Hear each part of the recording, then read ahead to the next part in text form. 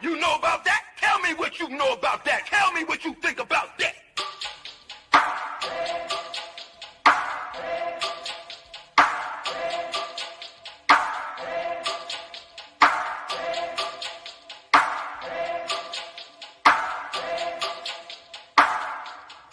I turn up when it's real in the field. This for my niggas that kneel on the field. Light-skinned nigga, you gon' find me in the field. House niggas looking at a nigga like chill. I go hard when it's real in the field. This for my niggas that kneel on the field. Light-skinned nigga, find me in the field. I don't give a fuck how a house nigga feel. Belly of the beast, we been living in hell. They like, damn Kai, how could you tell? Put us in the project, set us up to fail. Round here, bullets be flying like hell. Too many of my niggas either dead or in jail. Make a nigga work when you locked in a cell. Can't find work when you out on bail, but your homie got the work, so we passed you a scale. Got them birds like the Bible got quail. Niggas selling out cause they mama got bills. Turning to coons like Oprah and Gail. How you sell your soul just to get a little kale? They put you in a dress when you get a record deal. Wanna see a nigga getting high on pills? You can dance on a pole, you can sell that tail, but they never tell a nigga that he can go to Yale. We all created equal, that's white males. All lives matter, not black males. Another mother crying, another coffin got a nail. How many brothers out here got killed? How many of our sisters out here gotta heal? How many more caps gotta get peeled? We beef with each other so quick to pull the steel. George Zimmerman still alive and well.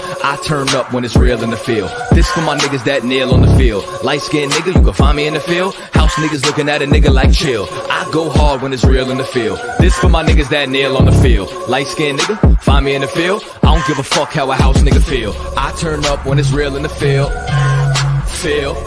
This for my niggas that kneel on the field. Feel. Light-skinned nigga, you can find me in the field. Feel. House niggas looking at a nigga like chill. Chill. Yo, chill! Industrial complex is a system situated at the intersection of government and private interests. It uses prisons as a solution to social, political, and economic problems. It includes human rights violations, the death penalty, slave labor, policing, courts, the media, political prisoners, and the elimination of dissent.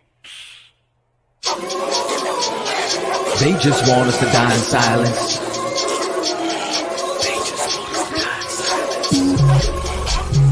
They just want us to die in silence.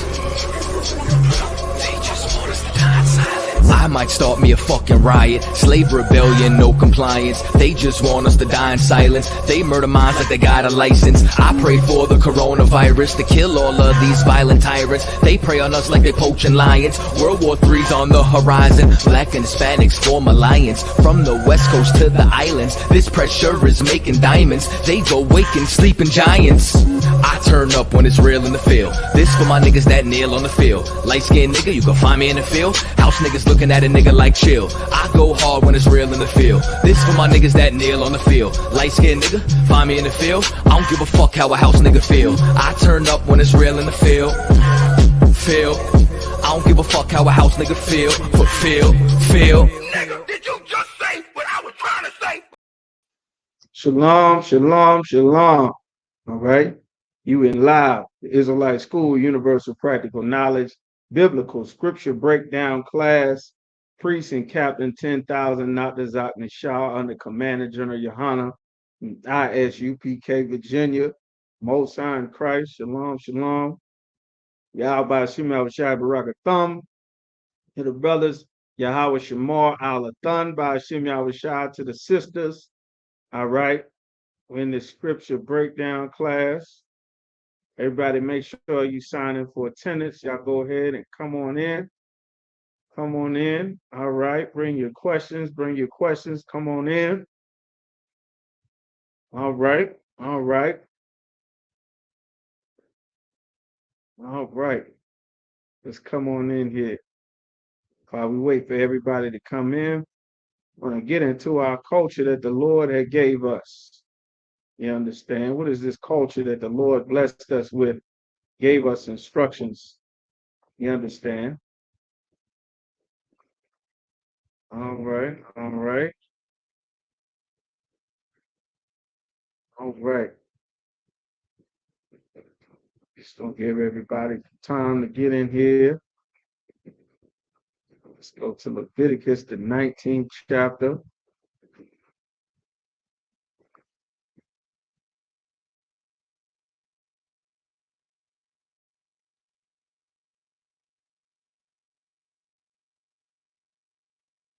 All right, all right. We'll get into our law. Our laws contain our culture, our heritage from the Most High. Shalom, sister. Yahweh Shema Alatham by Shem Shah. As a matter of fact, that's where we're going to start. We're going to start to a holy.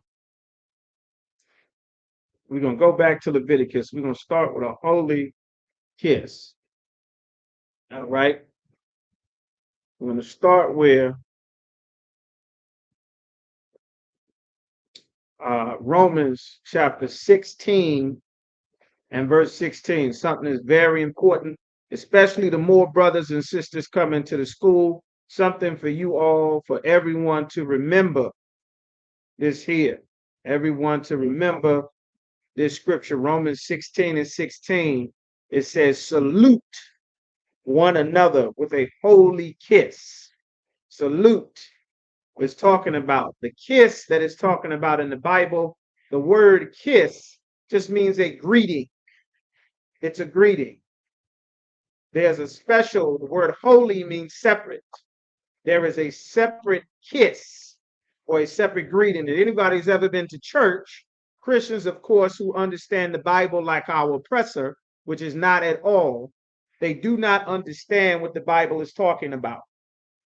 So when the Bible says a snake talked to Eve in the garden, to an oppressor who does not have the spirit and the flavor and the soul that a Black or Latino or Native American has, in their mind, they're going to think that this is talking about a viper or a boa constrictor or a rattlesnake or an anaconda, because they don't have the spirit of the Lord. They don't have our spirit.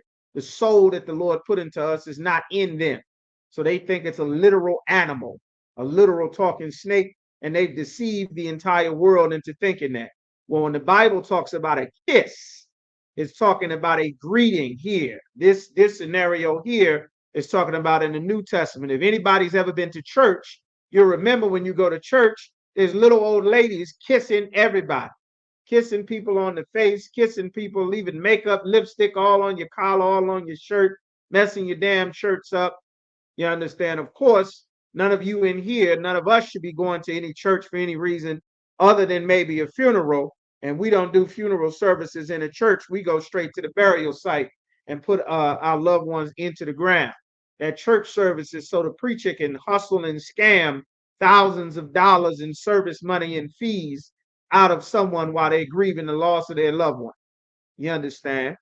That's not our culture. Our culture is you go to the grave site, you dig the hole, you say your words, you honor your brother or sister or whoever it is, you take and put them in the ground. You understand? That's our custom and culture. All right. But when the Bible says to greet one another, salute, you understand? Yahweh by Shib Yahweh Shai Barakatah, that thumb, if you're talking to a group of brothers and sisters or just brothers, that is the greeting, a holy kiss or the greeting. It is a prayer. It means the Most High in the name of Christ. Bahashim Yahweh Shai, Barak, bless, Atha, you, a thumb, you, plural, males and females or just males. It's a prayer. And it's important that everyone know and learn the prayer, get accustomed to the prayer, the salute.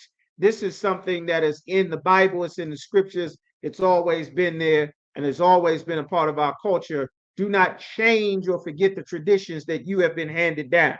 Hold them very dear, very prized, very close to you. You understand? All right. There. So greet one another with a holy kiss. It says, all the brethren greet you. For whenever you get a general Hosea chapter 1 and verse 11. Okay, the first chapter of Hosea. Okay, I got you. All right. I got you. All right. So greet one another with a holy kiss. Greet them. Yahweh Shem Yahweh Shai Barakatham. Make sure you greet a brother or sister in the school in the truth.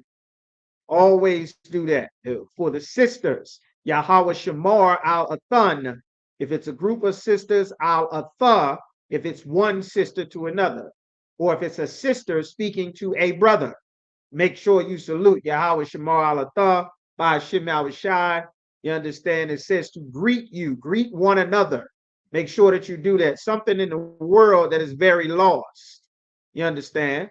Something in the world that is very lost is our people greeting each other. That's why it's something to change being done in the truth. If you encounter, depending on where you are, most blacks people, blacks and Latinos don't greet each other. We don't speak to each other because of the language barrier. The Latino community may be a little bit more solidified because the language barrier, Esau is not able to do as much destruction. You understand, with brothers and sisters heavily relying upon people who speak their same language to keep that community tight.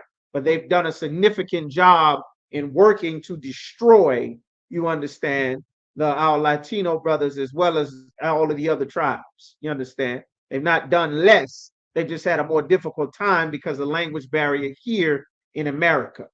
You understand? So make sure you greet one another. All right. Brothers and sisters, make sure you learn the greeting, learn the salute. You come into the truth, make sure you learn that salute. That's important. It's biblical in both the New and the Old Testament. Salute one another, greet ye one another. All right. Okay, so now we're going to go to our first question here, Hosea chapter 1. Officer calls for Paul, said he got a question. Hosea, the first chapter. Let's take a look.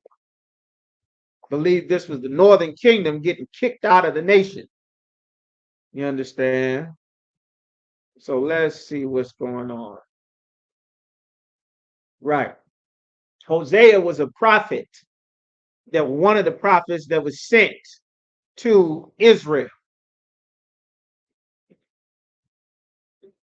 Of course, at this time, you'll see, we were two separate nations. We'd already had a civil war. Our nation had been split. And the Northern Kingdom, which was so-called Latinos and Native Americans, some what you can think of as political affiliation.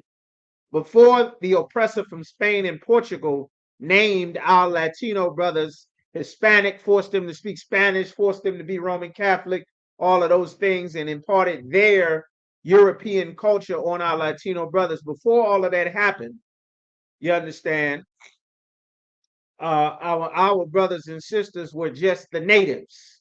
They were the natives of North, South, and Central America before they were forced to become Hispanic and Latino and speak Spanish and take on, you understand, our oppressor's culture, his Christianity, the same way that our oppressor from England primarily, you understand, came and enslaved and destroyed as much as he could of the tribes of Gad and Reuben, the Seminole and the rest of the Native American or North American Indians here on this land today known as America, really throughout most all of North America there.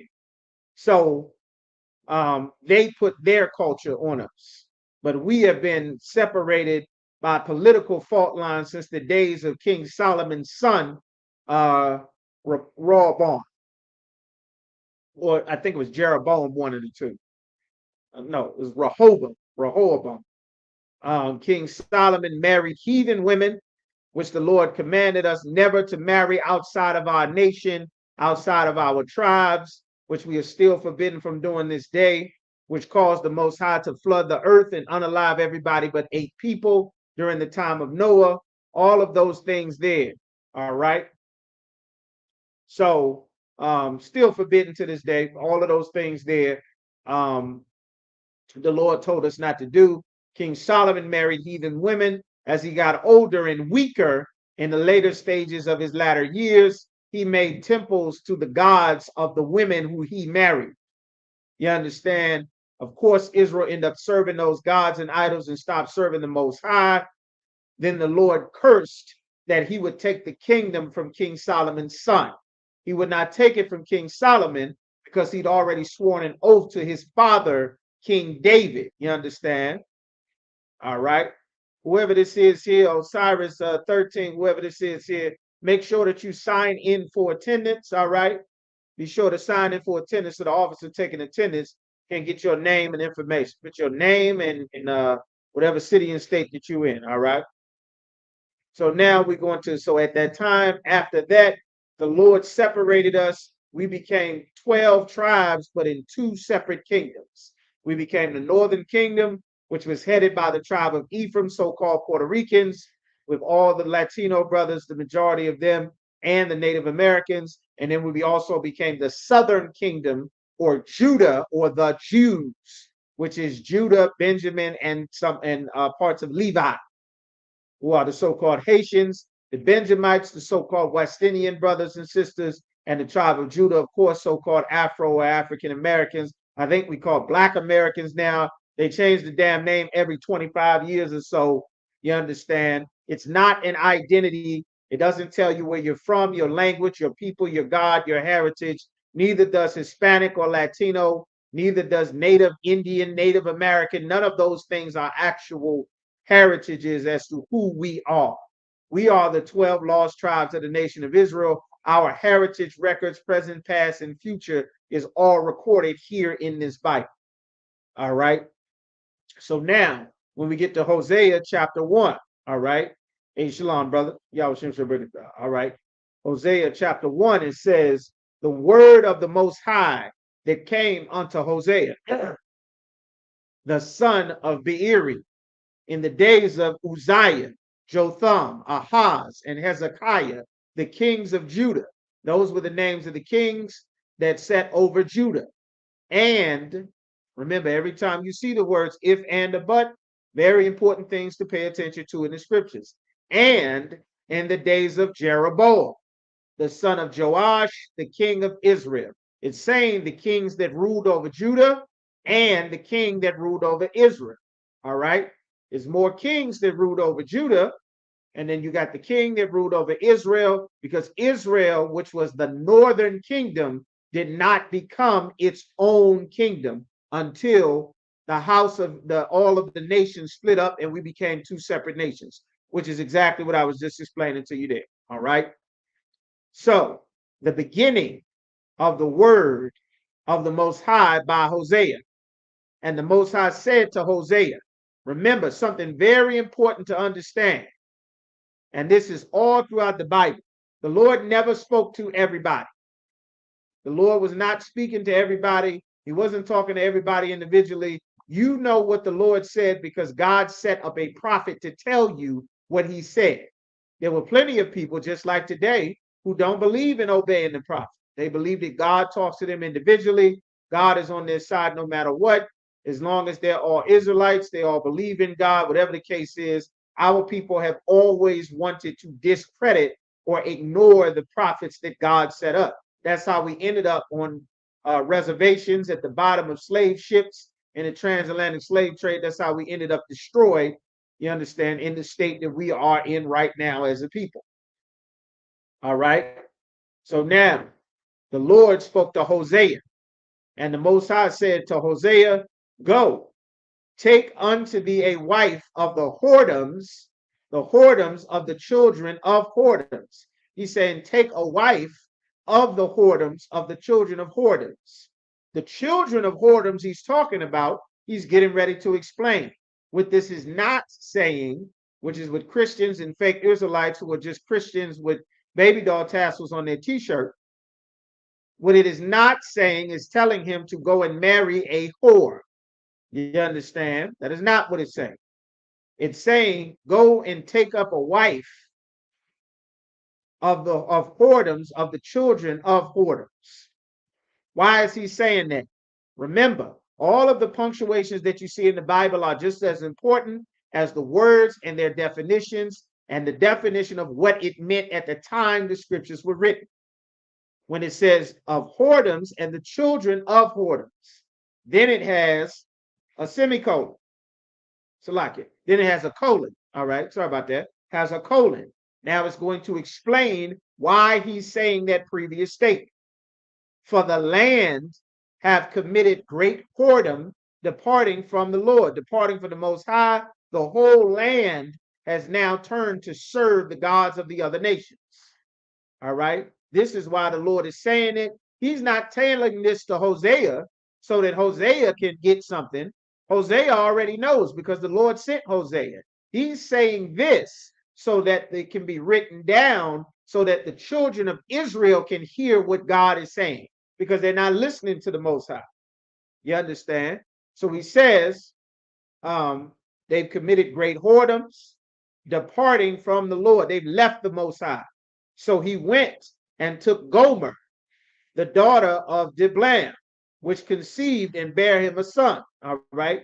So she conceived and bare him a son. She had a son. All right. And the Lord said unto him, call his name Jezreel, for yet a little while I will avenge the blood of Jezreel upon the house of Jehu. All right. And will cause to cease the kingdom of the house of Israel. He says, you naming him this because I'm going to put an end to the house of Israel. This is why the house of Israel and those tribes, by the time that Christ gets on the scene with the disciples in the New Testament, the house of Israel is already gone. It's already been wiped out.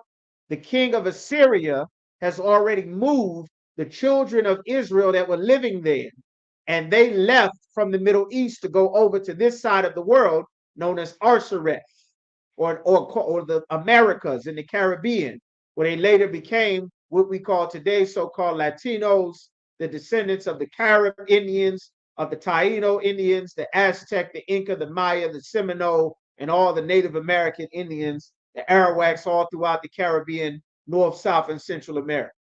Those are Israelites, but they have been taken. The Lord is saying, I'm going to destroy the house of Israel. It won't be a kingdom anymore. You won't be recognized as the king. All right. And it shall come to pass at that day that I will break the bow of Israel. The bow is what you bend back to shoot an arrow. Your power, your authority, the strength that you have. I'm going to break that bow. Your strength is going to be broken of Israel in the valley of Jezreel. All right. And she conceived again and bare a daughter. She had another child and bare a daughter. And the Most High said unto him, call her name Laruamah, for I will no more have mercy upon the house of Israel. Meaning, I'm not going to have mercy on them. I'm not going to keep forgiving them because they're not turning back to me.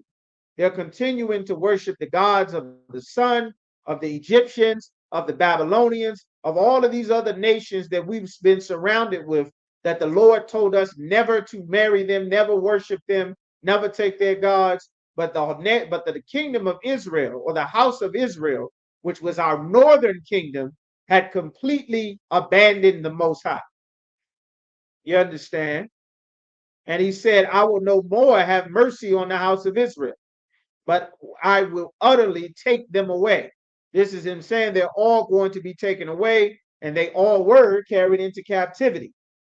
It says here, verse 7, but I will have mercy upon the house of Judah. This was the southern kingdom. And I will save them by the Most High their power, and will not save them by bow, nor by sword, nor by battle, by horses, nor by horsemen. I'm not going to save them with a war. They're not going to go to war to be delivered from this captivity that they're under. They won't get salvation from fighting their way out. That's why the Black Panthers failed. They thought that the way to fix this problem with our oppressor is to get guns like they got guns, to get gangs like they got gangs, to go threaten and unalive and be violent and aggressive the way that our oppressor was violent and aggressive to blacks and brown people and Latinos and Puerto Rican and Mexicans all throughout forever up until this very day. Well, that was not the solution. The Nation of Islam was not the solution. Joining the gods of the other nations was not the solution. Going back to Africa, which not the solution. Joining Christianity, none of those things were the solution. We're not going to be saved by a physical war. This is what the Lord was saying about the house of Judah. But about the northern kingdom, they on their own. That's what he was saying. Now, when she had weaned Laruamah, meaning wean means to take her off of breast milk. For the first few, depending on how you do it, the first few years, supposedly, you're supposed to breastfeed the baby. And now it comes time that this brave baby is able to eat real food. Now that they're eating real food, this baby is no longer going to be fed by breast milk. Now this baby got to get at a table. You got to get a high chair, got to get at a table, put some food in front of this baby. This baby got to learn how to eat on its own now. You get the little spoon with the soft covering around it, so you don't cut the baby's mouth up. Get the applesauce, get the whatever. This baby is now being weaned. No more breast milk for the baby. That's what it means. She conceived. Now, when she had weaned Laurima, she conceived and bare a son. She had another son. And the Most High said, call his name Loomi, for ye are not my people, and I will not be your power. Meaning you are no longer my people. The Lord is disowning the house of Israel, the northern kingdom. He's disowning them. That's why when Christ came, Christ told his disciples, go now and get the lost sheep of the house of Israel. Christ told his disciples to go and get them because what he was doing was going to give them an opportunity to come back and now be the people of God again, even though God had disowned them here that we're reading about in Hosea, the first chapter. It says here, I'm not going to be your power anymore. You're going to go make up your own gods now. Yet, meaning even though the number of the children of Israel, the number of all Mexicans and Puerto Ricans and Central Americans and Cubans and Native Americans and Seminoles and all their different tribes and bands, you understand? Yet the number of the children of Israel shall be as the sand of the sea, which cannot be measured nor numbered, meaning there's going to be too many of them to count. And it shall come to pass, meaning in the future, it shall come to pass that in the place where it was said unto them, in that same place where it was said to them right now, where he's saying it, ye are not my people, there it shall be said unto them, ye are sons of the living power. Then shall the children of Judah, the so-called black people, so-called Negroes, West Indians, and Haitians, and the children of Israel, so-called Latinos, so-called Native Americans, be gathered together and appoint themselves one head. That's Christ. And they shall come up out of the land, for great shall be the day of Jezreel. We're going to come up out of the land together. We're going to come out of captivity. You understand? Right now, we're still in captivity. All right? But that's what it was talking about in that Hosea, the first chapter. All right? The Lord had already planned to bring all 12 tribes back together. The Lord punished the house of Israel for disobeying him, serving other gods. Then the Lord also made provision so that eventually they would be able to come back and serve the Most High once again, even though he had disowned them. All right, because why? Because this one head that the Lord was going to send, that one head is Christ. Christ is going to rule over all 12 tribes. Christ is going to raise up disciples to go and get the 12 tribes. That's why when Christ came on the scene, he gave instructions to the disciples in Matthew, the 10th chapter. Go to the lost sheep of the house of Israel. Go and get them. Tell them that they can be the children of God again, that because I am here, the Lord sent me to save them from the sins that they did. That's why when we go to Matthew 1 and 21, when Joseph got Mary pregnant, the angel tells Joseph, she shall save his people from their sins. You understand? All right. Jezreel. All right, that's right. First son of the prophet Hosea, Salakia. Jezreel. All right. Okay, Salakia. Yeah, right. These were his literal children. These were the children that he was having. These are their names, just like all of you have received your names. What do your names mean? All of you have your names. You understand? You got companion. You got devour the scroll. You got honeybee. You got everybody's received their names. You understand? She is good, found his calling. You understand? Everybody's received their names. All right. Your name means something. Seal up the breaches. In our language, in our culture, your name means something. Not Rodney, Akeisha, Tiffany, you understand? Charmaine, Jose, Joseph, Rivera, Johnson, Jones, Jenkins, James, Martinez, Daniel Davis. That's not our culture. That's the other nations of people. That's why that's your slave name, because you have that name in language because of slavery. Your language is the one you learn on Fridays in the Lashawan Kodash class. You understand? And your name in your language for your people means something. All right. But Jezreel, it means God's souls. All right. The Most High souls, the first son of Hosea the prophets, those were his children. You understand that was being born. All right. That was their names. They were prophetic in the names of why the Lord said to name them those specific things. That's what the first chapter of Hosea was talking about. I just want to clear it up. Okay, Most High in Christ, you got it. All right. Anybody else got questions? Make sure you type your questions into the chat.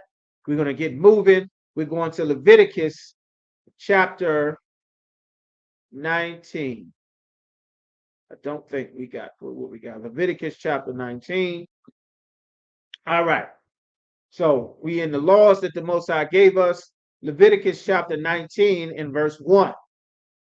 It says, and the Most High spake unto Moses, saying, speak unto all the congregation of the children of Israel, and say unto them, ye shall be holy, meaning you shall be separate.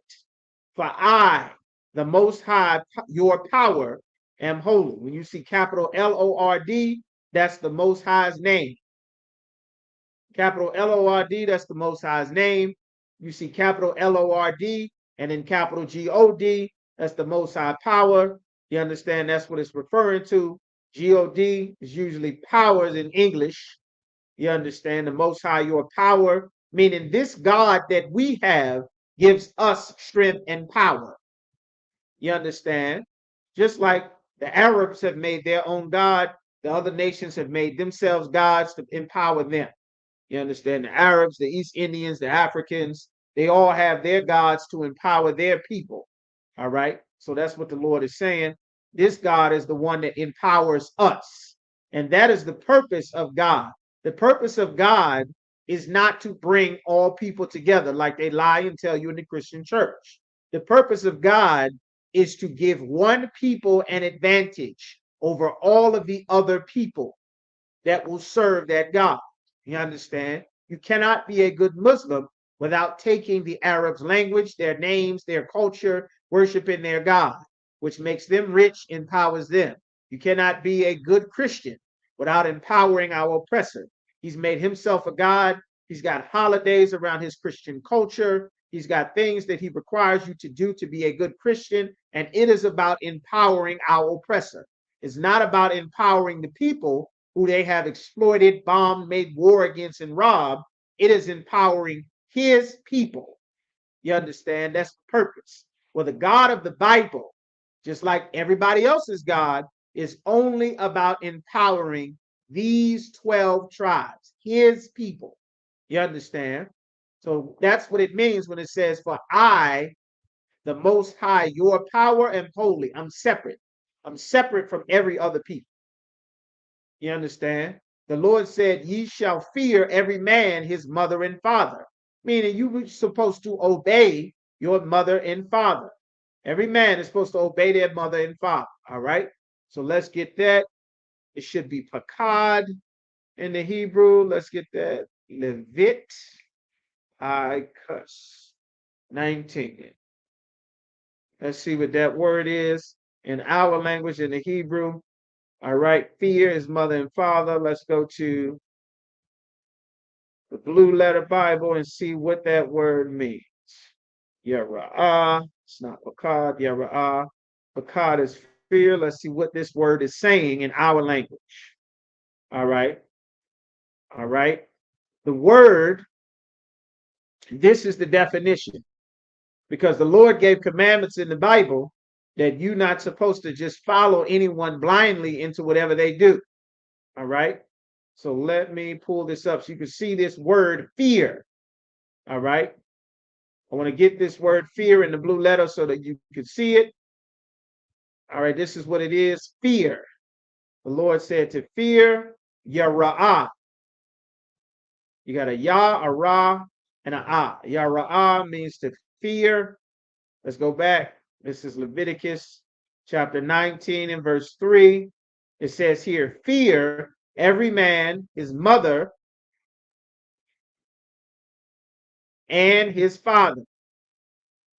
All right. So let's see what that means. Yara'ah is the word. Tayara'awa. Tayara'awa. Wa his. And you got fear. So let's pull it up. Tayara'awa. Fear. This is the word. Yara'ah means to revere. Means to revere them. All right. To revere them, to cause astonishment, to be in awe, to reverence them, to reverence your mother and your father. Respect, have reverence for them. All right. That's what it's talking about. That's the commandment. All right. So now we want to go back. So look, now he's saying, keep my Sabbaths. The Sabbaths are the high holy days. These are his Sabbaths. And then you got the Sabbaths that are every Sabbath day. Keep them. All right. And we obeyed the Most High, we wouldn't be in captivity. Nobody would do any servile work on the Sabbath day, but we're in captivity. So many of us have to slave on the Sabbath day. That's why it's called slavery and not your job or your work. It's slavery because if we were not in slavery, you are not supposed to be slaving or working servile work on the Sabbath day.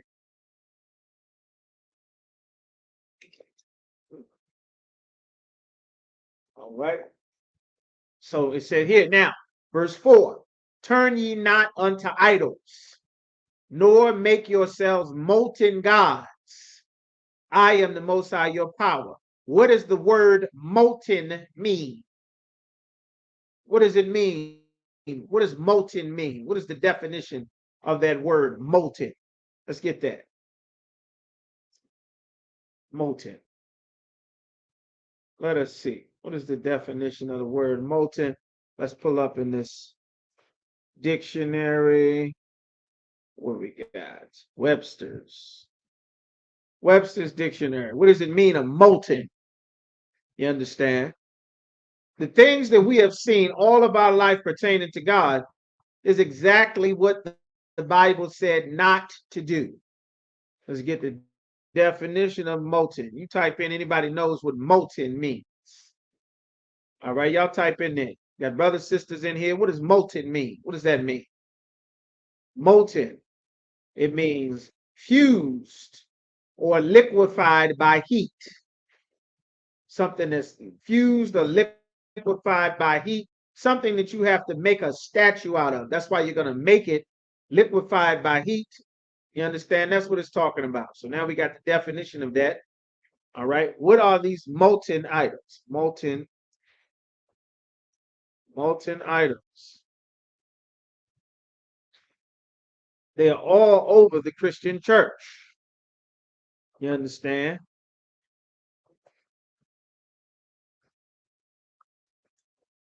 They're all over the Christian church. They are the very basis of Roman Catholicism, which is where all branches of Christianity come from. You understand? This that you've seen, everyone who's a Christian, everyone with Christian moms, Christian grandmothers, aunts, uncles, you've ever been to church for whatever reason at any point in time in your life, this is exactly what the commandments say not to do. All of these religious statues that you have, these are molten idols. That's why they pray to them. They pray to the Virgin Mary, pray to the St. Peter, St. James, St. Jude, St. Patrick, St. Rita, St. Benedict, St. Christopher, all of these statues. The Lord said, do not do this. This is the entire basis and foundation of Christianity. Statues of that Caesar Borgia, or the image of Jesus Christ that everybody thinks is him, when Jesus Christ is a black man with an afro. You understand? All right. The Lord said, don't do that. Meanwhile, the entire basis of what we learn about God comes from old ladies praying to statues. You understand? Said, turn ye not unto idols, nor make to yourselves molten gods. I am the Most High, your power. And if ye offer a sacrifice of peace offerings unto the Most High, you shall offer it at your own will. You understand? Your own will. You're going to offer it at your own will. It shall be eaten the same day ye offer it. That tells you what goes on with the offering. The offerings that were made for a peace offering, for a sin offering, it was food. You understand? It was going to be offered. It was going to be burned up. It's food. Somebody is going to eat your offering. You're not giving it so that Jesus, so that God sitting in heaven is he's going to consume this cow or this goat or this bull, this turtle dove that you putting up there. The offering was eaten by the priest. You understand? The temple, you understand, was cooking. It was constantly meat cooking, constantly frankincense and myrrh burning. It was like a steak and slaughterhouse filled with all kind of meats being seasoned and cooked and slaughtered for the sins of the nation. That's how the temple was. Don't think church. When you think the Christian church, that's what most people think when they hear about God. They thinking, temple, you got nice soft carpet, flowers and stuff like that. It was tons of gold, gold on gold on gold, steakhouses, animals getting slaughtered, meat getting grilled up and cooked. That's what was going on in the temple. All right. That's how the Lord had the temple set up. You understand? So just to help you more and more over time to get that Christianity out of your mind. Everything that you've seen from the Christian church, none of it has any connection to God in the Bible. None of it. All right. It says, it shall be eaten the same day ye offer it, and on the morrow, the next day, if aught means any of it remain until the third day. It says the sin offering was eaten that day and the next day. On the morrow, which is where you get tomorrow, if any of it remain unto the third day, it shall be burnt in the fire. And if it be eaten on the third day, it is abominable. It shall not be accepted. You understand? Therefore, everyone that eateth it shall bear his iniquity, because he hath profaned the hallowed thing of the Most High, and that soul shall be cut off from amongst his people. Now, who knows what we just read right there? Who knows what we just read? I'm gonna give it a shot. Everybody give it a shot. What did we just read right there? Those last two commandments.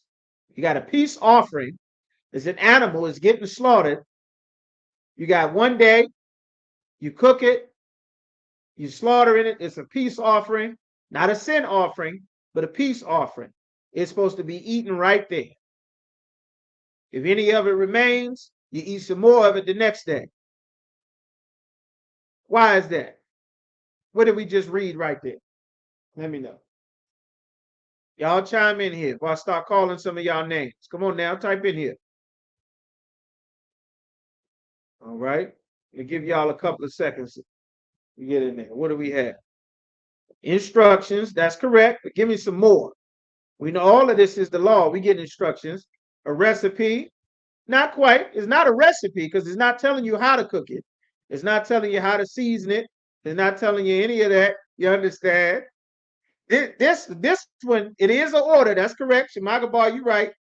Salaki Mataza. All right, Sister Raya. This one might be one of your favorites. Salakia, you understand? Mataza, you understand? Expiration date. That is correct, Officer Yagadar. Meaning it's not good on the third day. It's no good on the third day. You can't eat it on the third day. You got 2 days to get rid of this. 2 days. On the third day, it's not holy no more. Now it's trash. You got to get rid of it. You can't eat it now. Now, this is a commandment. All right? This is a commandment from the Most High. Just like all of these things we're reading is a law from the Most High. This is our culture. You understand? Of course, you got refrigeration and everything now and all your containers. You understand? You don't have to throw it away on the third day. But this was the law about the offering, the peace offering that was made. You got 2 days to eat it. The third day, you got to get rid of it. Now, there's a few things that happens that's not written here in the law. After a certain period of time, the food that you've made is no longer good. You can't just keep it indefinitely. You have to throw it away. Salakia, not quite, not quite. you have to throw it away.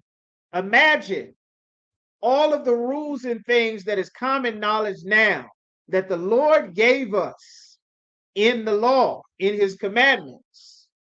These things made us a people above all the other people.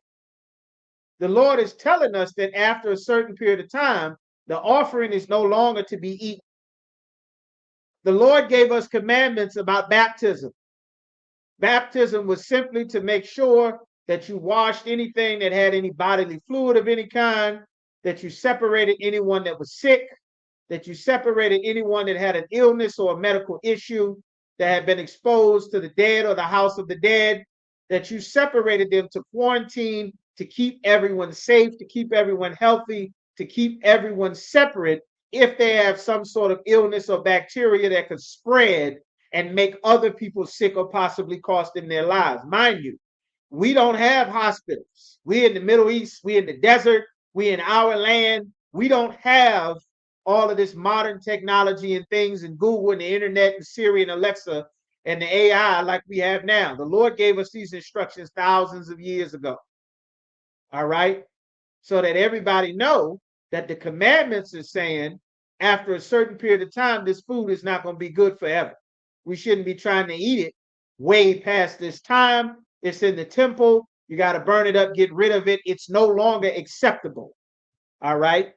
Now, what happens is this is the law for doing this in the temple. That's not the law for outside of the temple. But the way that the Lord set up these laws, statutes, and commandments is for it to filter down to be our culture as a nation. You understand? So that is in there. That's in there. All right. It says, ye offer peace offerings, it shall be eaten at all. If anything of it is eaten on the third day, it's abominable, it shall not be accepted. Therefore, everyone that eats shall bear their iniquity. It's a sin now. The first day was good. The second day was fine. The third day now, this thing that was an offering, if it's still around, it's a sin. He had profaned this hollow thing of the Most High, that the soul shall be cut off from amongst his people. All right. This is the Lord instilling things in us so that we have as character traits as a nation. He's given us our culture on how to be. All right. All right. So it says, now that soul should be cut off from amongst his people. All right. Verse 9, when you reap the harvest of your land, ye shall not wholly reap the corners of thy field. All the corners. Most things have a corner. You understand, depending on where your house is situated, where your land is, whatever's on the corner of your field. Usually things have 4 corners. It depends on how wide, how big your field is. When you reap the harvest of your land, it's your harvest because it's on your land. Thou shalt not wholly reap the corners of thy field. You can't take everything from your field if you have a field. Thou shalt not gather the gleanings of thy harvest. The gleanings is whatever falls on the ground.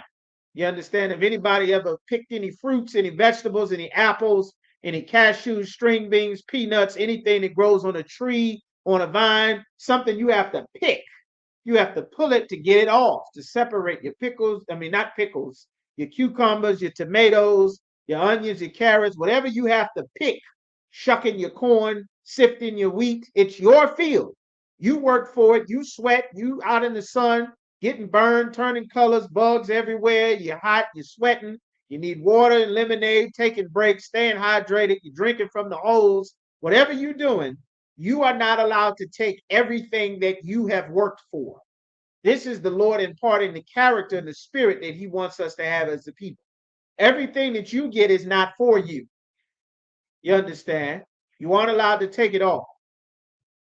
And thou shalt not glean thy vineyard. Your vineyard is anything that grows in a vineyard. You have apple groves, or not groves, a vineyard. You got vineyard where you have your grapes. They grow on the vine. Let's get the definition of vineyard. It's an old word. You don't hear it very often. Everybody know what a vineyard is. Let's get it. What is a vineyard? What is a vineyard? A vineyard. Let's get the definition. What is Webster? Merriam-Webster's dictionary. What is a vineyard? Webster. What is a vineyard? So we know what exactly has happened. Webster. Merriam-Webster's dictionary. Vineyard. What is a vineyard? What does this mean? What is the law saying? Planting of grapevines. That's what a vineyard. A vineyard is planting of grapevines. Why is it saying that? A vineyard means planting of grapevines, specifically grapes. Why is it saying that? Why is it saying plantation of grape? That's right, sister. Plantation of grapevines. Why is the Lord saying that? Because alcohol, wine is in the Bible. Yayin, liquor, wine, brew, all of these things come from grapes. That is Israelite culture. Grape juice, wine, liquors, that is Israelite culture. It has always been all throughout the Bible. You understand? That's our culture, our customs. That's why the slave taught Jack Daniels how to make Hennessy. You understand? His name was Nathan Green, Uncle Nearest. He was a slave that taught Jack Daniels how to make his Jack Daniels sour mash whiskey. It comes from Israelites. That's our custom.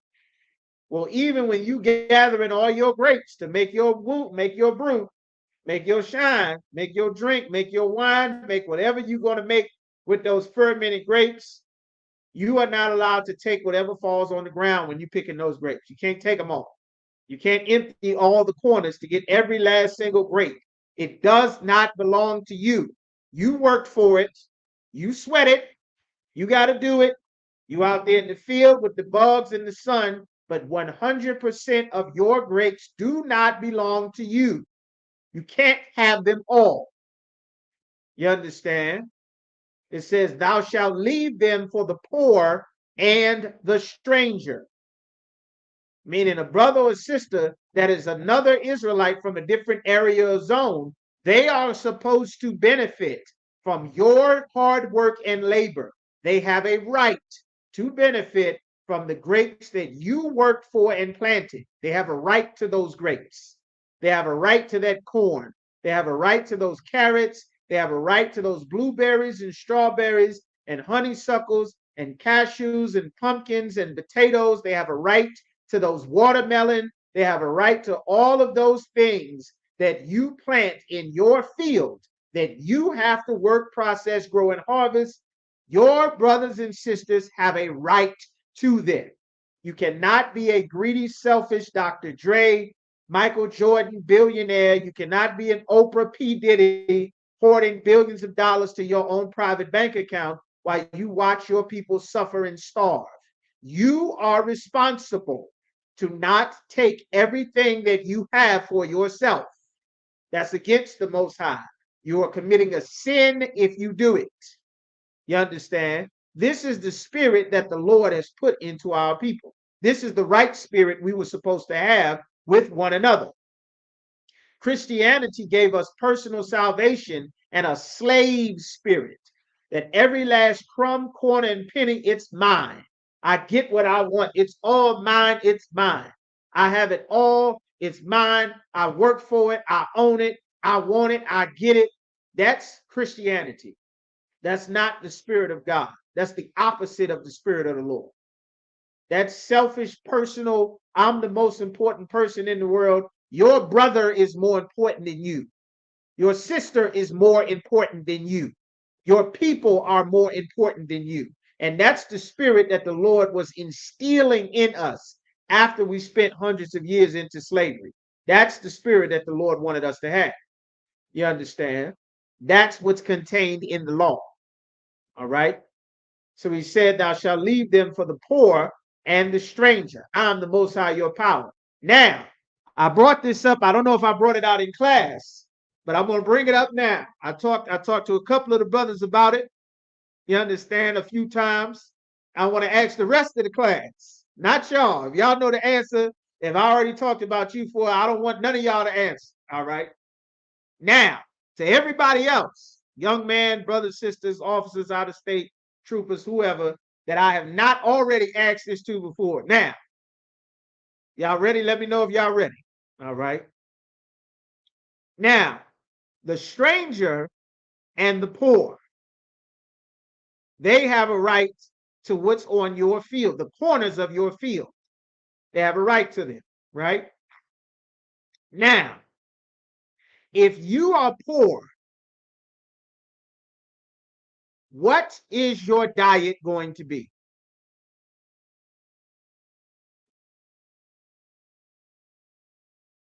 You're poor. Your mom is poor, your father is poor, your family is poor. If you're poor, what will your diet primarily consist of? What will you eat? See how good the Most High is, how honorable and righteous and wise the Most High is in everything that he set up and these laws that he gave us. What is your diet going to be? Whatever you harvest. Well, I'm poor, sister.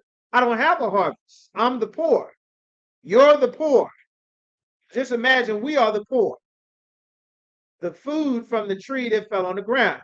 Okay, Sister Chanel, there you go. All right.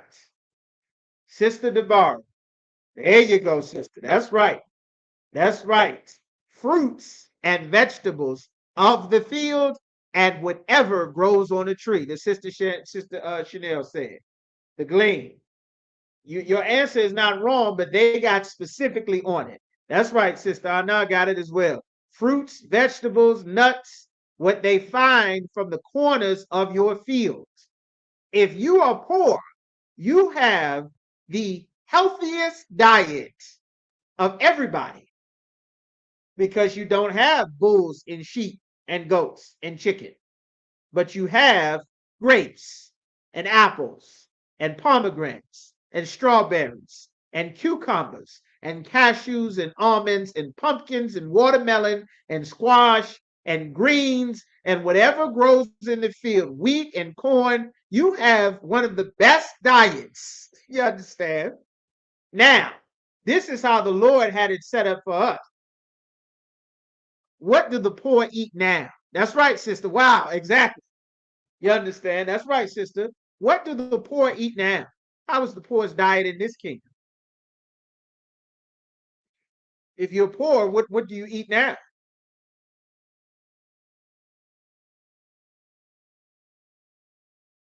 Is it dawning on y'all? You see how much better the Lord has set life up for us? We didn't even realize. We didn't even know. What do the poor eat now? What do we eat now? If you're poor, what do you eat now? Processed cereal, leftover food, processed food. That's right, fast food, processed food. What do you eat? Awful junk that costs less than fruits and vegetables. Honey buns, sticky buns. What you eat now? Oatmeal cream pies, McDonald's burgers, Whoppers and Big Macs, French fries, rice, white rice, hood noodles. There you go, sister. Good old ramen noodles, hood noodles, astronaut food. You understand? The damn food don't even come to life until you pour scalding, boiling hot water on it. Out of the trash can in some cases. Damn, sister. All right. And what was given to them, what they can afford. Pig. There you go. Pig. Maybe soup kitchen meal if you're lucky. Like your diet is very negatively affected by you being poor. But you would be able to live off of your people.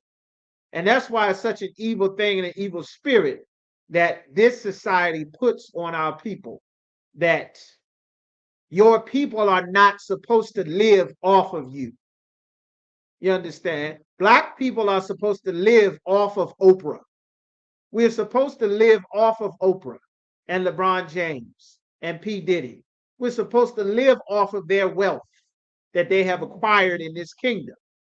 They are responsible to make sure that there is provisions for their people. We are supposed to live off of the wealth that the Christian church has gathered unto themselves.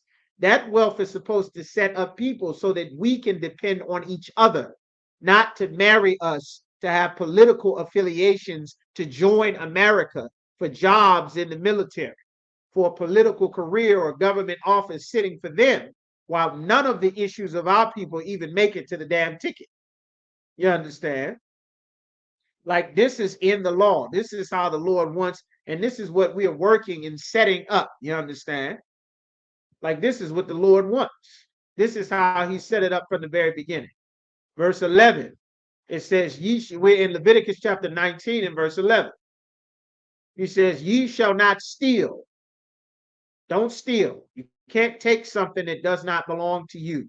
You can't steal. Neither deal falsely.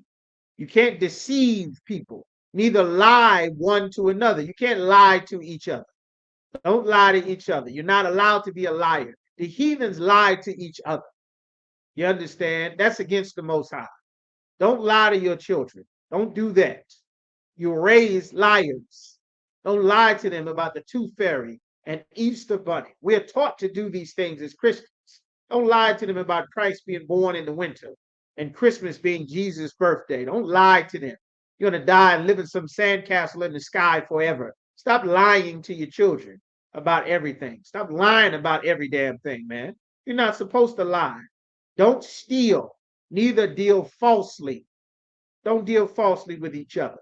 Be truthful, be honest, be righteous. You understand? It says, and ye shall not swear by my name falsely. You understand? Don't swear by the name of the Most High falsely. Don't lie against the Most High. That's what it's talking about. God said this, don't lie on God. God did not say, you understand, you can do whatever you want. God did not say the laws are done away with. God did not say what God had. Here's what the Christians say. What God has for me is for me.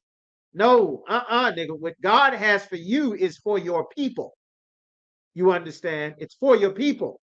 You're gathering skills for your nation. That's what the Chinese are doing. That's what the Arabs, the East Indians, the Africans, the Europeans didn't come to America just for themselves. That's why they dumped all of their countries into America. They didn't set up America just for them. They set up America for all white men to come, for all the future generations of all white men everywhere. All men are created equal. That didn't include the Chinese when they got here. They didn't include the Arabs, Africans, the East Indians. That's why they set them up with businesses in the black community, because it didn't include them. Meanwhile, the Ukrainians, they're included. The Ukrainians are included. While they got Isupk sleeping on the streets of Chicago, and everybody on the news talking about how much they despise the tribe of Issachar and all our Latino brothers from Asher, all in South America, and Naphtali, you understand, and Zebulon, all from Central America. Meanwhile, the exact same city of Chicago, running out of money, complaining about the migrants, destroying the hotels, sleeping on the streets, sleeping in tents. The police is all upset. They're sleeping in the police station. They got 18,000 Ukrainians quietly, securely, and properly treated, welcomed, and housed in the same city of Chicago. But you nor anybody else was told to despise them by the news media. They met them at the airport with food and hugs and kisses, donuts, as soon as they got to America, even though billions of dollars of your tax money is going to fund the Ukrainian war against Russia, which they are losing, and your money going up in smoke with every bullet, every missile, you understand, they are still here in America getting housing, assistance, Social Security, WIC, TANF. They never have to wait in those lines. They don't sleep on the streets. They were never out in the cold. They were never in the news being hated, getting beat on, spit on, called names, told to get out of our city, blamed by the poor brothers and sisters who fall right into the hands of the politicians. Meanwhile, the Ukrainians over here got all the money. Nobody mad at the Ukrainians. You understand? Like they run game on our people. All right. So that's what the Lord is talking about. Leviticus 19 and 12. All right. Neither shalt thou profane or lie on the name of thy power. I am the Most High. Saying that God is a white man profanes God. The name of God is his reputation. This is black man talk. My name is my name. Marlo Stanfield, put some respect on my name. Like Birdman said in that interview. You understand? RESPECT, put respect on my name. That's in the Bible. God said, don't profane my name. Don't damage my reputation. You understand? You are not allowed to damage my reputation. Having alternative lifestyle men saying that they represent God, that damages my reputation. That's what the Lord said. Having women standing up in the pulpit teaching the Bible, that damages my reputation. Don't profane my name. You understand? Saying that a man can, you understand, a man can dress up like a woman, and then he got a right to have the first, let's see, what's the proper word I could say? The first man. There's some man preaching with another man sitting in the damn church. You understand? And he's the first. There's a bunch of damn confusion.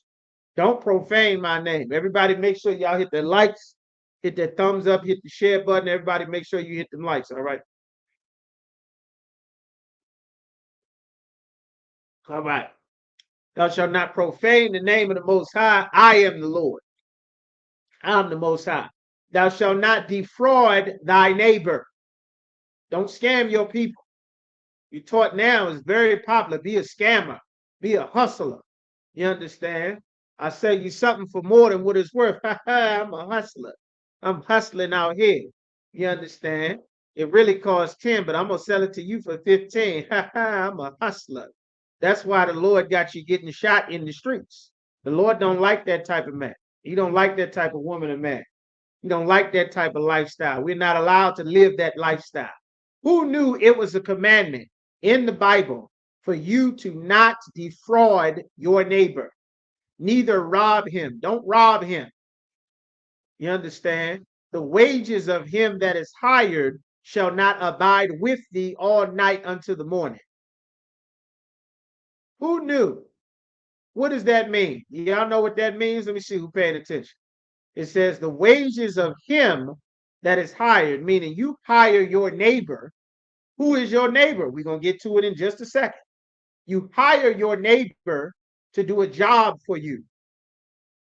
You're not supposed to rob him. The wages of him that is hired shall not abide with thee all night until the morning. Who knows what that means? Y'all type in, let me know if y'all know what that means. What does that mean? Who knows? We got it here. What does that mean? What does it mean?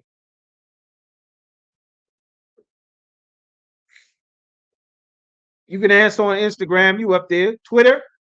What does that mean, Twitter? What does it mean, Facebook, Twitter? What does that mean? Anybody can answer. Y'all go ahead. What does that mean? All right. While y'all type in, I'm going to read it again. It says, thou shalt not defraud thy neighbor. Don't defraud your neighbor. Neither, meaning in addition to you not being able to defraud your neighbor, neither rob him. Don't steal from him. Don't rob him.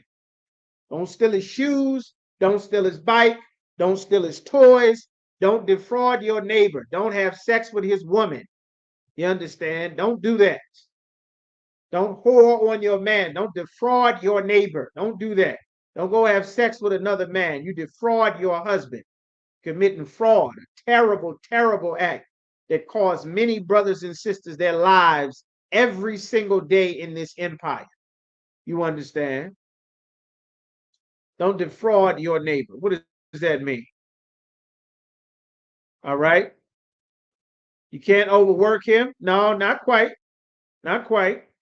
A day's wage for a day's work, not bi-weekly. Officer Yagadar, that's correct. Officer Mataza Akara, don't withhold payment for work. That's correct. Sister Anna, does it mean you get paid after you work? Yes. Don't lie or cheat Israel. That's correct. Sister Raya, that's correct. Anna, correct. That you are to pay the person what they charge, or if you sell items, sell it for cost, not more than what it is. That's also correct. All of y'all are correct. That's correct. But in our society, when we work for each other in Israel, you are not supposed to get paid at the end of 2 weeks. 1 week, 2 weeks. You aren't supposed to get paid every 2 weeks, every 15 days, or every week. If you work today, you get paid today. You understand? That's how it's supposed to go in our society, in our culture. You work today. At the end, when you get off of work, you get paid today. Now, if you go and blow all of your money, that's on you. But if you work today, you get paid today. You work tomorrow, you get paid tomorrow. You work Wednesday, you get paid Wednesday. You work Thursday, you get paid Thursday. You understand? Our oppressor system has to put you in the hole. He has to get 2 weeks plus work from you before you get any compensation.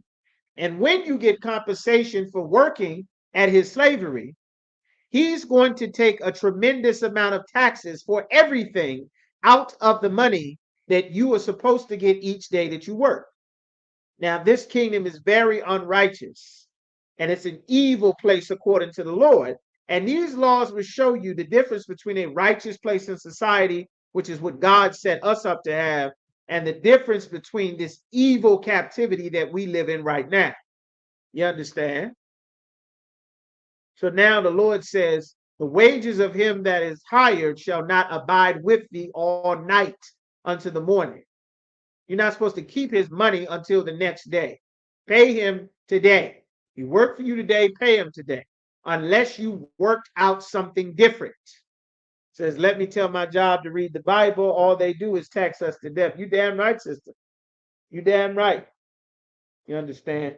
The state, welfare, the state, Social Security, the city, everybody taking taxes. Every single check.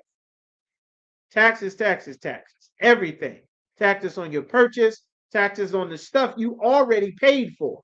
Taxes on your land, taxes on your house, taxes on your car, taxes on your properties, taxes on your food, taxes on your every damn thing. Tax, tax, tax.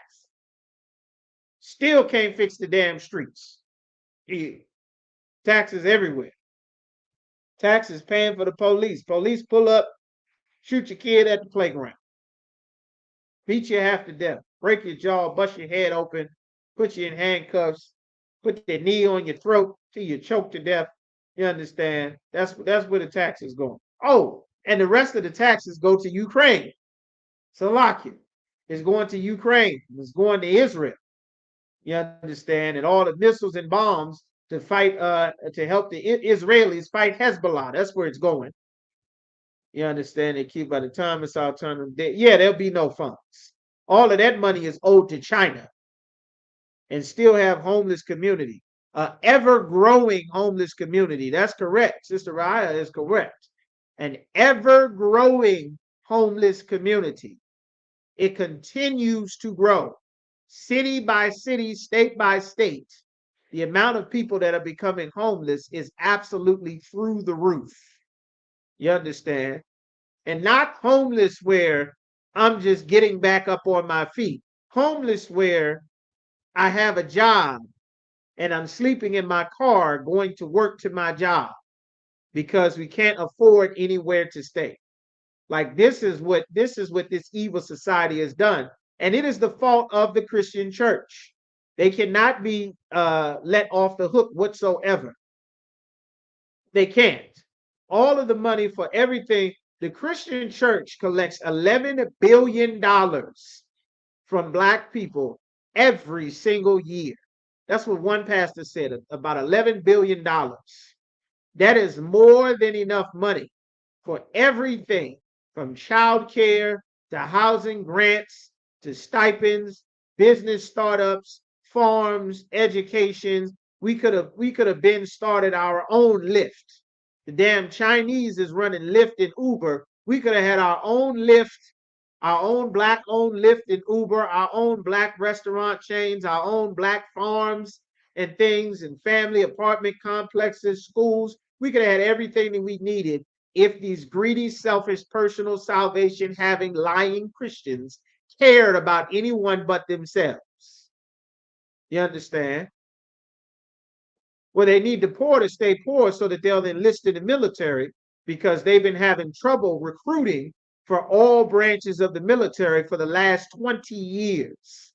Since everybody got social media, they were able to find out that all of your commanding officers and politicians are lying while you get your arms and legs blown off and you come back home and can't get proper medical treatment in a timely fashion before you damn overdose trying to get opioids from Ray Ray on the corner, because you can't get your damn prescription because the line is 5 years long to get seen by a damn doctor at the Veterans Administration. They'd rather have you die in the damn waiting line to get treatment for your pain and problems before they even damn see you. You be half dead. You understand? So they know exactly what they're doing, just like they know exactly what they're doing, bringing in all of our Latino brothers and sisters so that they can distract everyone from what's going on. That we got a felony president that's still allowed to run for, you understand, he's running for office with felony charges, groping, bribery, sexual assault, all kind of stuff. He's still going to be running for president. You understand? So that's just a sidebar there. So it says in verse 15. Now we at Leviticus chapter 19 and verse 14. Thou shalt not curse the deaf. You aren't allowed to punish the deaf, someone who can't hear. They have some physical ailment that prevents them from hearing. They're deaf. You aren't allowed to curse them or punish them for being deaf.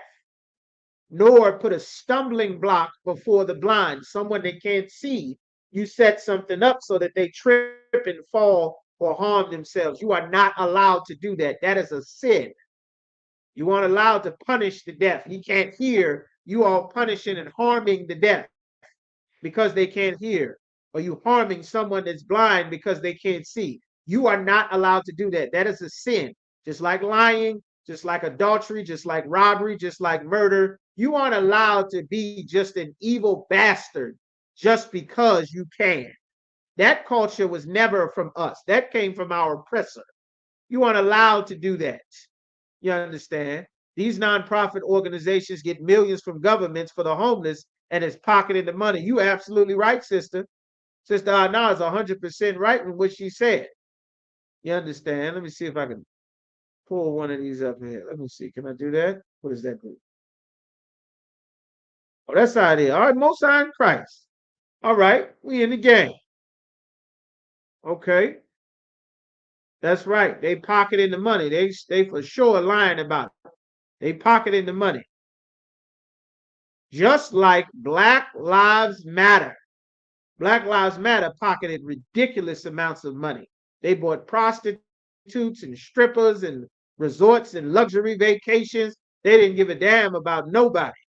They pocketed that money while silly black people thinking that getting themselves involved in politics is the way to fix anything amongst our people. And now you see in every man that you marched in protest waving your rainbow flags for Pride Month, well, now they in the women's restroom in the same dress that you wanted to buy, but they didn't have your size.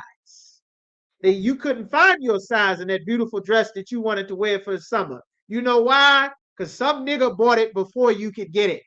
And he's now in the bathroom peeing on the goddamn toilet seat and peeing on the floor now that you want to go use the women's restroom. Some man in there peeing on everything.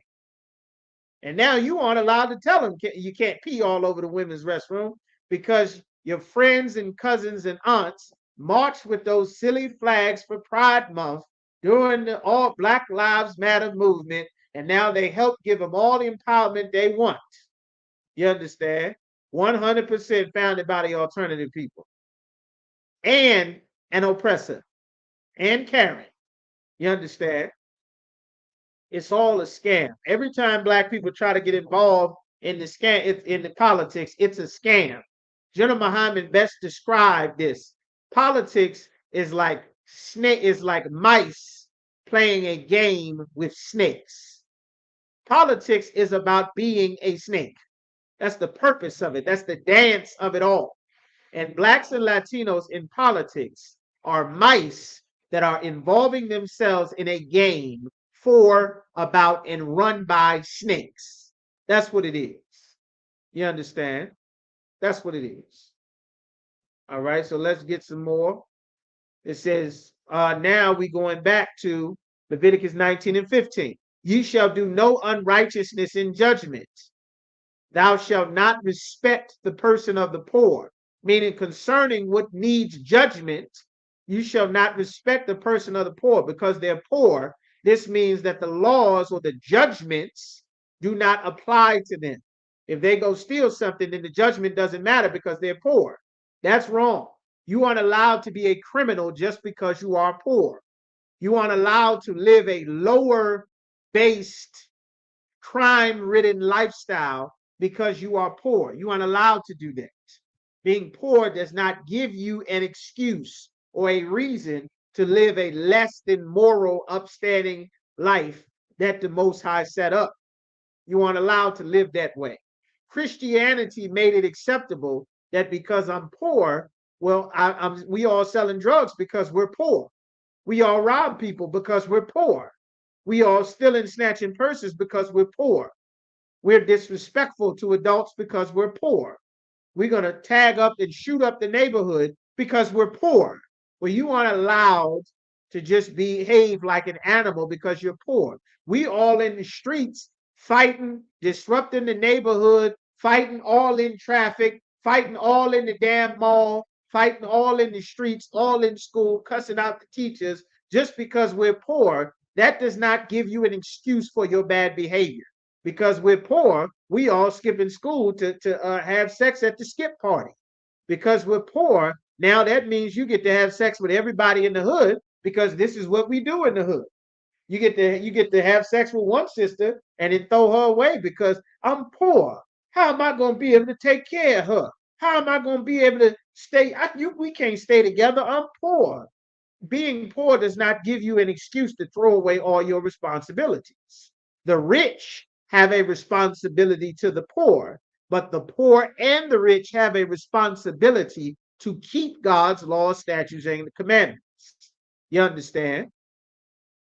So when the Lord says, ye shall do no unrighteousness in judgment, thou shalt not respect the person of the poor, nor honor the person of the mighty. You aren't allowed to honor this rich man with power and authority because he's rich. If he steals, he pays. If the poor man steals, he pays. You understand? According to the judgment of the law. That's what's being said.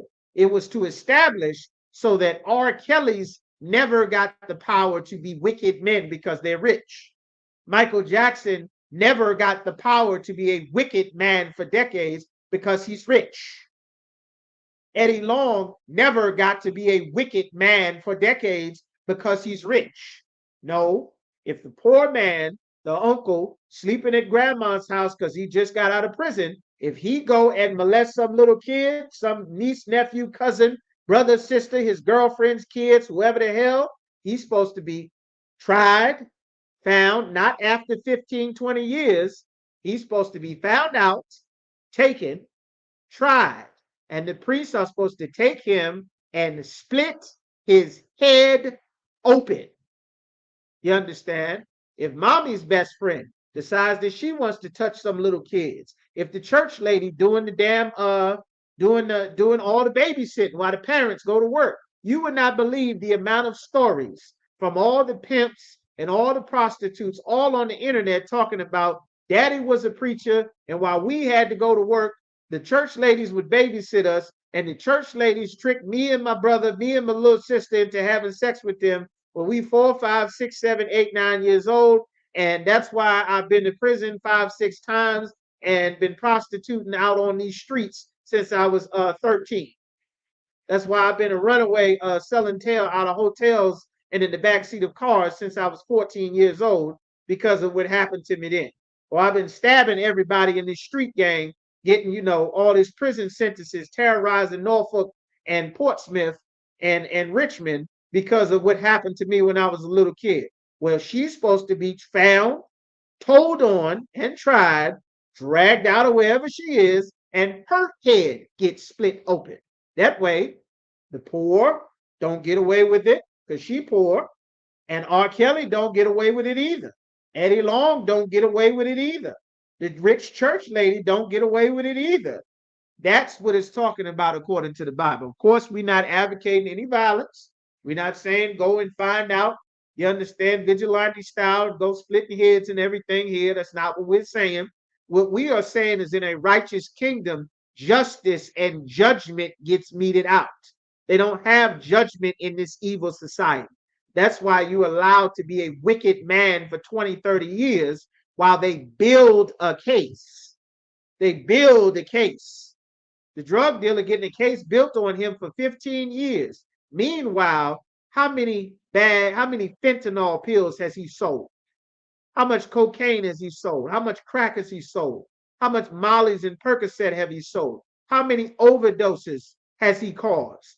How many shootings resulted from the people that got high off of his drugs while they built this 15-year case? How many sisters started prostituting themselves to get high? How many brothers gave sisters drugs to get them high so that everybody can run the damn train on her while she high out of her mind? Or how many brothers? And now that you got this alternative lifestyle movement that's out in the open, how many brothers is giving all kind of pills to alternative lifestyle men so that they can get him high and have sex with him? All because you hustling. I'm a hustler. Well, you're supposed to be taken and drug out the street and set on fire in front of everybody. Not after 15 years of selling dope in the hood. Not after 15 years. Not after a 10-year case is built up against you. You get caught and found out, your life is over. That's it. You'll come back as a baby. Maybe next time you'll be a better person than you are now, but you are not allowed to live this life amongst our people. You'll destroy us all in a generation. We'll all be destroyed if you aren't stopped. And that's the spirit of the law. The spirit of the Lord that he's teaching and imparting to us in this law is not so that we can have a reason to go and execute judgment on everybody. It's so that I will think in my mind, I'm not going to be this wicked bastard for whatever reason. You will think in your mind, I'm not going to be this wicked brother. I'm not going to be this wicked sister. I won't be the one that does this. Like, that's the purpose. That's the spirit of the law that the Lord was trying to get into us. We never got there. We never understood it. That's what Christ was explaining when he came on the scene in the New Testament. Not that the law was done away with, but now it's time for us to change our lives. It's time for us to really change and understand what the Most High was requiring of us this entire time. That's what Christ was explaining there, all right? So it says, we're going to read Leviticus 19 and 15 again. It says, ye shall do no unrighteousness in judgment.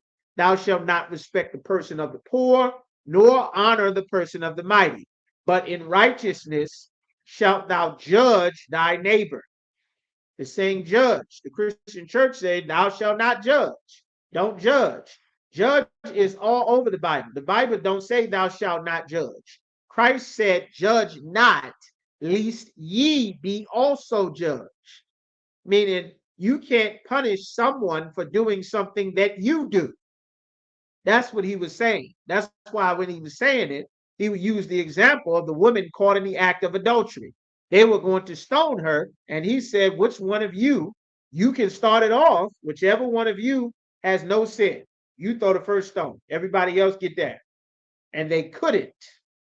You understand? They couldn't do it because they were not without sin. They weren't worthy to execute any judgment, and Christ came to give us a chance. Even though we deserve the judgment for the things that we did, He came to give us a chance so that we can start our lives over with a brand new life. And he paid with his life the judgment that we were all supposed to get for what we did against the Lord's laws in our lives. You understand? So now, let's keep going. Now in Leviticus chapter 19 and verse 16. He says, thou shalt not go up and down as a talebearer amongst our people. You lying. Just lying all the time for no reason. You seen it? You know somebody like this. Yeah. Man, I got 5 of them. What? You got 2? Man, I got a Cadillac. I got the Bentley. I got the Roll. Man, listen. He got the what? He got the, man, I got the green one. I got the red one. I got the blue one. Oh, yeah, him, man. Man, we used to chill out all the time, man. That was my man. We used to hang out. We used to do this and then her, man. And knowing them since so-and-so, man. Been dealing with, man, that's she old news, man. We've been together and this and broken back, and you're not allowed to just be somebody just going around lying all the time. That type of person in character is someone that is a part of the hood. Somebody that's just lying all the time, just telling stories. Oh, what had happened was I was going to do this, but this is what happened.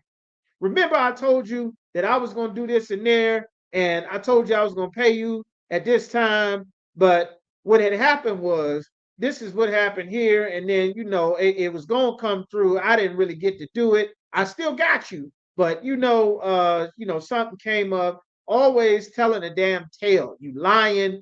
You're telling a story. You aren't allowed to be this lying, making up a story, brother or sister. You aren't allowed to do that. You can't do that. Stop lying. Don't be her. Don't be him. If you have been, you have to stop being her or him. That's against the Lord. That person is not allowed to be that way. That's against the Most High. You understand? Everybody, of course, knows that person. Telling stories, telling tales, and their lies. You aren't allowed to be that. That's a sin against God. That's against our culture, against the Lord's rules that he gave us. All right? He said, thou shalt not go up and down as a talebearer amongst our people. Always telling stories. I seen so-and-so doing this. I seen so-and-so doing that. Him, he always be doing that. He's stealing something. He did this. She did that. She always doing something. What's she doing? Up to no good. I seen her the other day doing this and this and this. I know she did that. She always doing that. Well, did you see her do it? Do you know that? Well, why do you keep telling everybody this? Like, you're not supposed to do that. That's against the Most High. All right? He said, thou shalt not go up and down as a talebearer amongst thy people, among thy people. Neither shalt thou stand against the blood of thy neighbor. You shall not stand against the blood of your neighbor. You aren't allowed to do that. I am the Most High. Thou shalt not avenge, nor thou shalt not, thou shalt not hate thy brother in thine heart. It's saying your neighbor all through the scriptures. Now you're going to find out who your neighbor is. You aren't allowed to hate your brother or your sister in your heart. What is your heart? Your heart is talking about your mind. What is hate? Hate is to break the law, statutes, and commandments, because love is to keep the law, statutes, and commandments. You aren't allowed to break the law against thy brother in thy mind. You aren't allowed to just despise your brother or your sister in your mind. Thou shalt in any wise rebuke thy neighbor. Rebuke thy neighbor, meaning you're supposed to be able to go to he and thee alone. You understand? That only exists here. You aren't allowed to just hate a brother or sister for no reason. You understand? Thou shalt rebuke thy neighbor, meaning to go and tell him what he's doing. Go to he and thee alone, she and thee alone, and tell them what they're doing. To rebuke thy neighbor and suffer not sin upon him. Don't allow sin to happen to him. Don't you do that. Don't allow sin to be suffered upon him. That's what the Lord is saying. Why is he saying that? Why is the Lord saying this? Because we as a people are supposed to have these rules that we are supposed to be able to deal right with each other. We're not supposed to lie to or on each other. We're not supposed to scam each other. We're not supposed to show favoritism because this brother is rich and powerful and mighty and honorable, and this brother or sister is poor and not well known and doesn't have a lot. Because I am powerful, that doesn't mean that I get to hoard all of my resources to myself. That doesn't mean that. You understand? That doesn't mean I get to get away with stuff that you can't get away with because you're poor, because I'm rich. You have the same rules to abide by. I have the same rules to abide by. You understand? These things is what's in the law so that we can have a nation and not everyone just be individuals fighting for survival, while the other nations of people that are around us eat us all alive because we live as individuals. We don't live as a nation because we don't have rules to make us a nation. We don't have a common identity. We don't have a common God. We don't have a common language. We don't have common names. We don't have a common identity. We don't have a common diet. We don't have common rules. We don't know what to teach our kids so that they will have a common mindset to continue our nation. Our forefathers didn't have it. Our mothers didn't have it. Our fathers and grandmothers and fathers didn't have it. That is why we are at a disadvantage from the rest of the nations that are around us. That's also why, even though our oppressor goes to war with all of these nations, as soon as they're able to come to America, they function as a unit and are able to set up shop over us because we are fractured and splintered.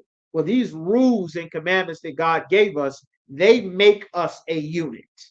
This unlocks the DNA, the heritage of who the Lord made us for many, many generations ago. And he made us a special people. These are the rules on how we operate being a special people. So he said in verse 18, thou shalt not avenge, means to get revenge, to take revenge, nor bear any grudge against the children of thy people. The Lord never said that you weren't supposed to want revenge or have a grudge against the other nations of people. The Lord told Moses to rehearse in the ears of Joshua that he would have war with Amalek throughout all generations. You understand?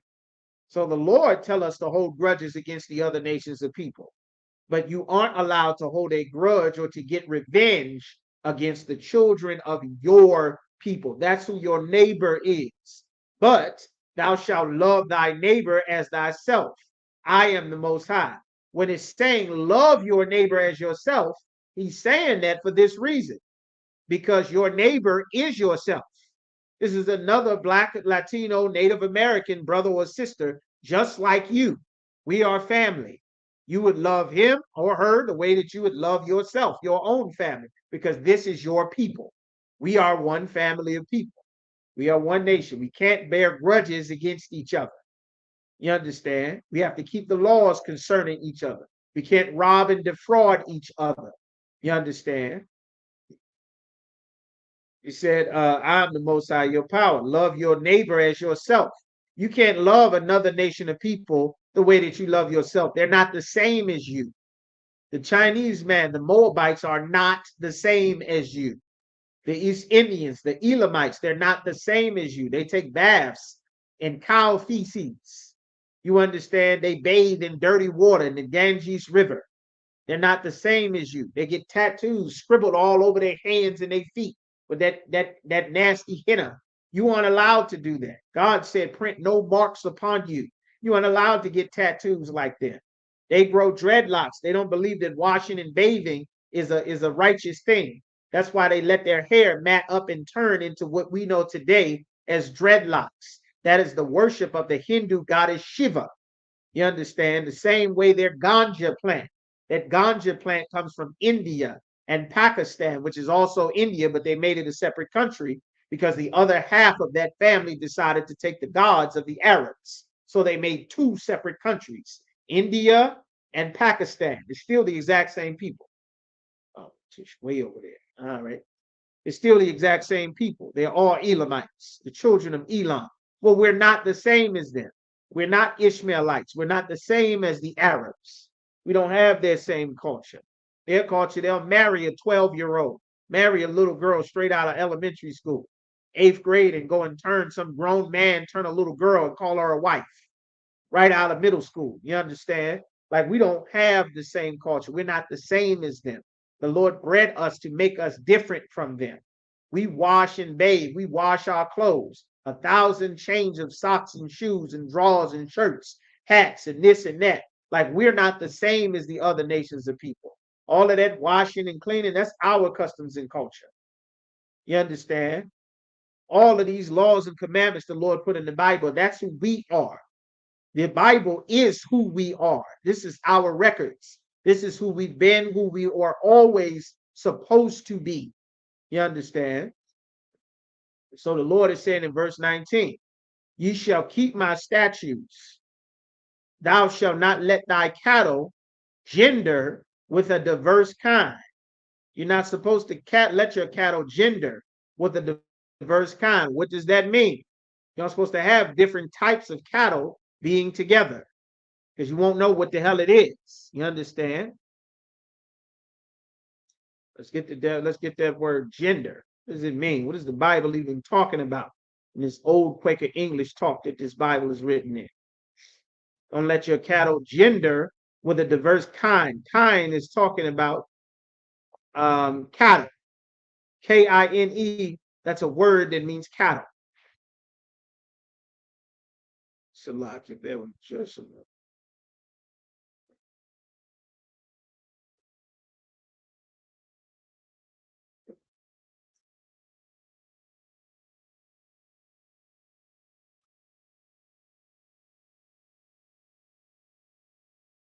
Gender, let's see. Don't let your cattle gender with a diverse kind. Just make sure it's the same type of cattle. That's what it's saying. They got different types of cattle, different types of things. Don't let them be something else. Don't let them gender. Suitable members, you understand? Characteristics, gendering. Get this question for gender. Bear with me just a moment.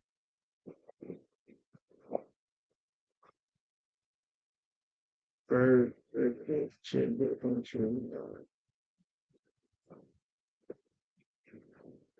gender affirming. Damn, sodomites got the dictionary all messed up. Can't get a straight answer about nothing. Thanks to these damn sodomites. Alternative lifestyle people. You understand? Gender got 900 definitions now. But it's saying make sure that you keep the same cattle together. If you got this type of cattle, don't let different types of cattle go together. Don't bring the ox and the buffalo together with this type of cattle and that type of cattle. Keep them with their kind. You understand? Thou shalt not sow thy field with a mingled seed. Put exactly what it is here. Put the wheat here. Put the strawberries here. Put the this there. All things done in decency and in order. How the hell you gonna manage your crops if you put potatoes with the carrots on? You put celery, you got apple, celery, lemon, tomato, you understand? Okay, Most High in Christ, the cause to lay down of cattle breeding. Make sure that your breed stays pure. That's what it's talking about with your cattle.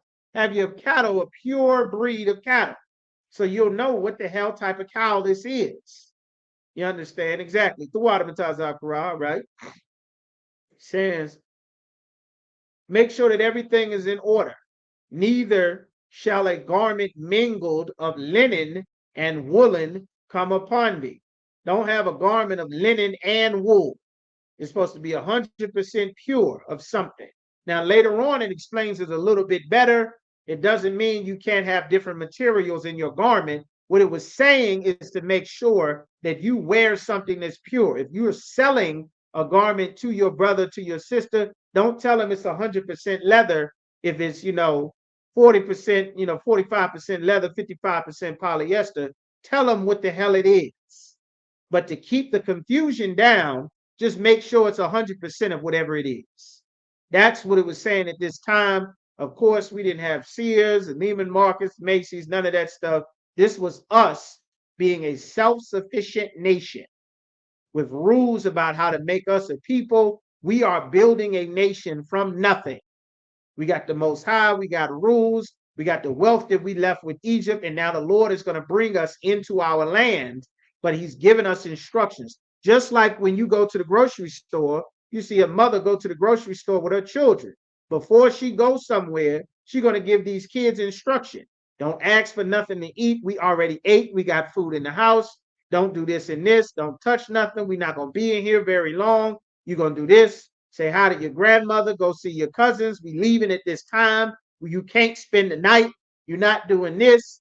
You're giving detailed instructions before you get to where we going. Act like you got some sense. Don't be running around, yelling, breaking stuff, jumping up and down on stuff.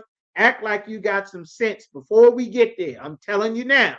You get in here cutting up, it's going to be consequences. This is what the Lord is doing while we in the wilderness. It's the same thing that we still do to this day. That's exactly what it's saying to do in the Bible. All right. This is what the gendering means. All right. That's what the Lord is saying. You gender your cow. All right. So now in Leviticus chapter 19 and verse 20, it says, and whosoever lie carnally with a woman, you lay down carnally with a woman, that means to have sex with a woman. Whoever has sex with a woman, that is a bondmaid. A bondmaid is an employee. Let's get bondmaid. Where's the Bible dictionary? See what this Bible is talking about. What do these words mean? These old Quaker English, you understand? What is this even talking about? What is a bondmaid? It's old words. You understand? Let's get this Bible dictionary. You understand? Barakatah Yahweh Yahweh Shah. You understand? Bond, boss, book, BON, BOOBOEN, BON, bondmaid. See occupations. All right, it says see occupations. All right, see occupations, bondmaid. This is bone occupations. Let's go to occupations.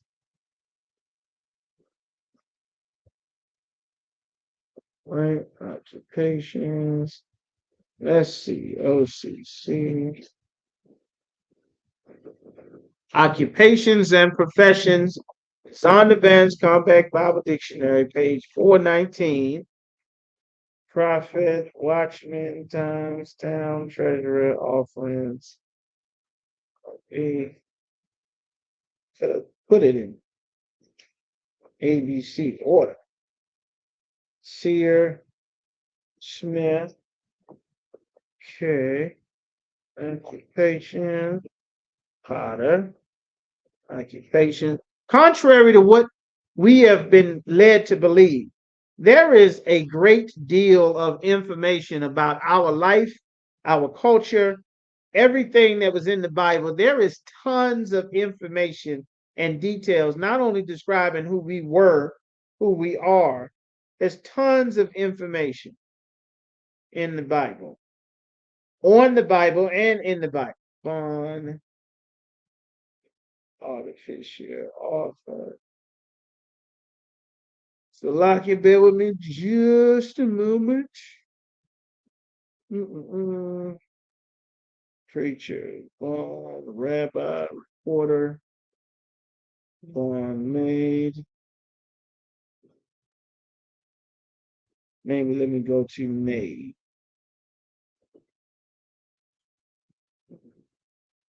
Where we at? 52. So there's this.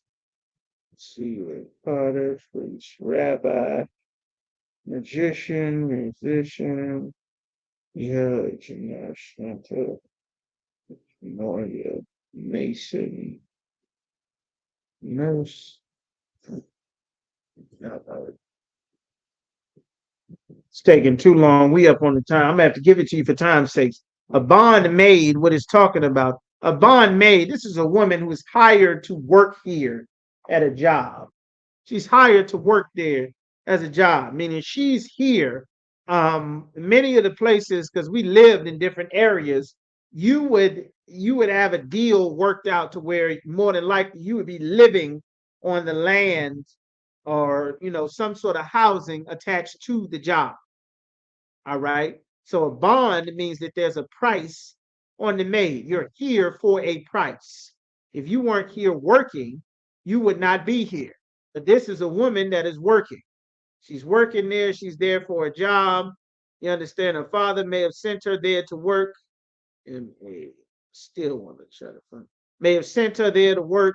Somebody with a corporation or a business or a farm. They got a great amount of wealth or something, and now they're able to give or employ their people, which is exactly what's supposed to happen.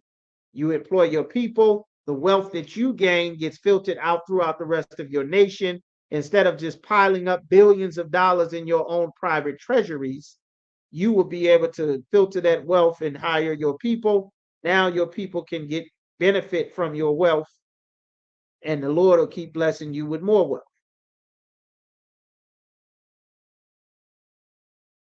Right.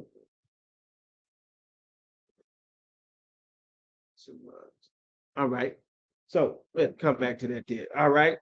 So it says, whoever lie carnally with a woman that is a bondmaid, meaning she's a maid, that's her job, is a woman that's working, a bondmaid. She might be there cleaning up the house, like hotels, they got maids, they cleaning up the house, working in restaurants, cleaning up stuff, cleaning the beds, the sheets, making sure the carpets is clean and steamed and stuff is clean.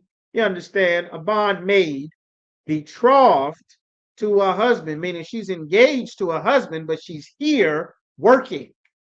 She's a bondmaid. She's already engaged to a husband, and she's there working. Who knows what this is? You're working, you're at the job. This is also why your woman is not supposed to be sitting at work with a whole bunch of other men. That's why the Lord got rules in the Bible. You understand? She at work. She working, and you coming to work every day, and you seeing her, smelling her cologne, and seeing her, hearing her perfume, and all of her everything. And over time, you start to fall for her charms, and you like hearing her speaking, her talking. She making everything all nice and wonderful. And there you go, Yaga got it. The work wife and work husband nonsense. Whoever lay down and have sex with this woman that's here for a job. She's a bond woman, meaning she's not just free. She's here for a job. In many cases, you didn't go home at the end of your workday. If you have to travel from where you are, from your family's land, because remember, our families had land. So if you or your family has land in, where's a city where it's not a lot of development there? Let's say your family got land in Franklin, and your family got land in Hanover, and your family's land is in Hanover and in Franklin and in, hell, I don't know, some other rural city, wherever it is. But there are jobs for you to work in Norfolk. You understand? You are not going to go home from your Norfolk job, that you're going to be able to work and do this job and get a lot of money to bring back home to your father or to your husband, whatever. You're not going to go home every day. There's a place for you to work. There's a deal that's set up and worked out. There's rules in the law that's already established to make sure that whatever you need is taken care of. Some brother is entrusting you with his daughter so that you go and work there and bring back wealth to that family, whatever the case is you got going on. This is how many things were set up. Now, today, we have corporations and businesses and entire cities that are built up around where the jobs are. Well, unless this one family with all of this wealth and ability, after generations, they'll make towns. Once their kids grow up, those towns will form bigger towns. Later, they'll become cities. Later on, those cities will spread out, become more cities. Then you have a county. Then people will move from wherever their family lives in these lands of Hanover, where your rural family land, where your aunts and cousins, just like people leave the South and the Carolinas to go up north to get jobs and get money, where you can't go home every day. Well, now you're going to live here at this job site. The job is going to make housing for you around the area. That's where you get all these houses around the cities. It used to be the steel mine and the coal mines and the whatever mines and the city jobs and the logs and the timbers and the horse people. All of those people had jobs where people would gather to bring their skills to build up this office. They need a cook. Somebody's going to have to cook for all of these people coming from all of these cities that are here for this wealth that this one family has amassed. And that's how it's supposed to work. Well, this woman already is engaged to a husband, but she here at this bond, she's a bondmaid at this work site over here getting this money. Now you lay down and somebody lay down and have sex with this woman, but she's a bondmaid. She already got a husband that she's engaged to and not at all redeemed. She has not been redeemed, meaning nobody has ended this work contract that she has, nor freedom given to her. She's not free to just go out of this because she's engaged to a man already and she's here working as a bondmaid. You understand? She shall be scourged. She gonna get whipped for that. She was not supposed to have sex with another man when she already got a man that she's engaged to. She gonna get whipped for that. They shall not be put to death though, because she was not free. She wasn't free to just go and just end this and go back home. She's been sent here. Think of it how the military signs a contract. You have a contract to go there and work for a certain amount of time. And at the end of that contract, you get to go back home with all the wealth and stuff that you have. Jacob did the same thing. Jacob went to the land of his family where his uncle Laban was, and he worked a contract deal out with Laban to work for him for 7 years to get a wife. Laban screwed him over. He yikewabbed him for the older sister to get her up out the house, and then he made a new deal to work another 7 years for the younger sister. He wasn't supposed to get him first. It says, why? What does engage mean? The same thing, meaning this woman already has a husband. She's promised to a man. They've already been talking and dealing with each other. The father has already worked out a deal with this man that he's going to give his daughter to him. She's not on the market anymore. This isn't a woman you could just meet and start courting and talking to her. There's a business deal that's already in process for the father to give over his ownership of his daughter, who is his property, to another man where she will now be his property. The father has to work out a deal with that man. The father is supposed to examine that man that is going to take over the care and duties of his daughter. No sweat, warrior. All right. Young man Edward had a question there so y'all could see that. What does engage? Engage mean? That's exactly what it means. It means that's what engage means. All right. So that's what it's talking about. And it says, where we at? Engage. She gonna get scourged, meaning she knows she already promised to a man. That man and his father have worked out a deal. That's how she becomes engaged. That's dealing with the father. That's not just her seeing a man. Oh, I like how you talk. You say nice things. You keep telling me I'm pretty. You like how I look and my hair and how I smell and all of this stuff. So boom. Oh yeah, you say something. Now we engage. No. You're gonna go to the father, and the father is gonna examine you, not whatever is in this woman's head at the time because of whatever movie she watched, whatever book she read, whatever time it is of the season, whatever it is. The weather is hot, the weather is cold, it's cuffing season, it's the season to be in the house snuggled and booed up. You understand? Her mom or cousin died, she's sick, whatever the hell is going on in her life at the time. She's not going to base the decision on her. The decision going to ultimately come down to the father. She gonna find Eddie Long. She gonna find a man she think is a straight man and find out 15 years down the line in that marriage that this man really likes having sex with men. And you've been stuck with this man who's a closet alternative lifestyle man, thinking that you married a man of God. You understand? Or you get with some man and he decide, down the line, he don't want to do this marriage thing no more. You know what? I'm out of here. You understand? Like the father is supposed to make an impression and see what type of man is this? Who is this man that wants to marry my daughter, wants to speak and deal with my daughter? The father is supposed to examine this man. The father's supposed to see, who is this? Why is he now? Get him out of here. You smell like weed. You're getting high. You drug dealing? You're shooting people. This brother might be dead in a couple of weeks. Get him out of here. Don't come by my house no more. You don't need to talk to my door. What is this? Why is this man? He got all these colors in his hair. I understand you looking at him. You can't. I understand, and I love you so much as my daughter that I'm going to look out for you because you might not be able to tell that this man is an alternative lifestyle man. You see, he looking like the rappers you listening to the music on TV. Well, they are alternative lifestyle men too, but you don't know it with the wisdom that you have as a woman. I see this man and see an alternative lifestyle man. You see him and you see whoever's in your R&B group singing your favorite song on the radio. You understand? That's why the father is supposed to examine the man. You understand?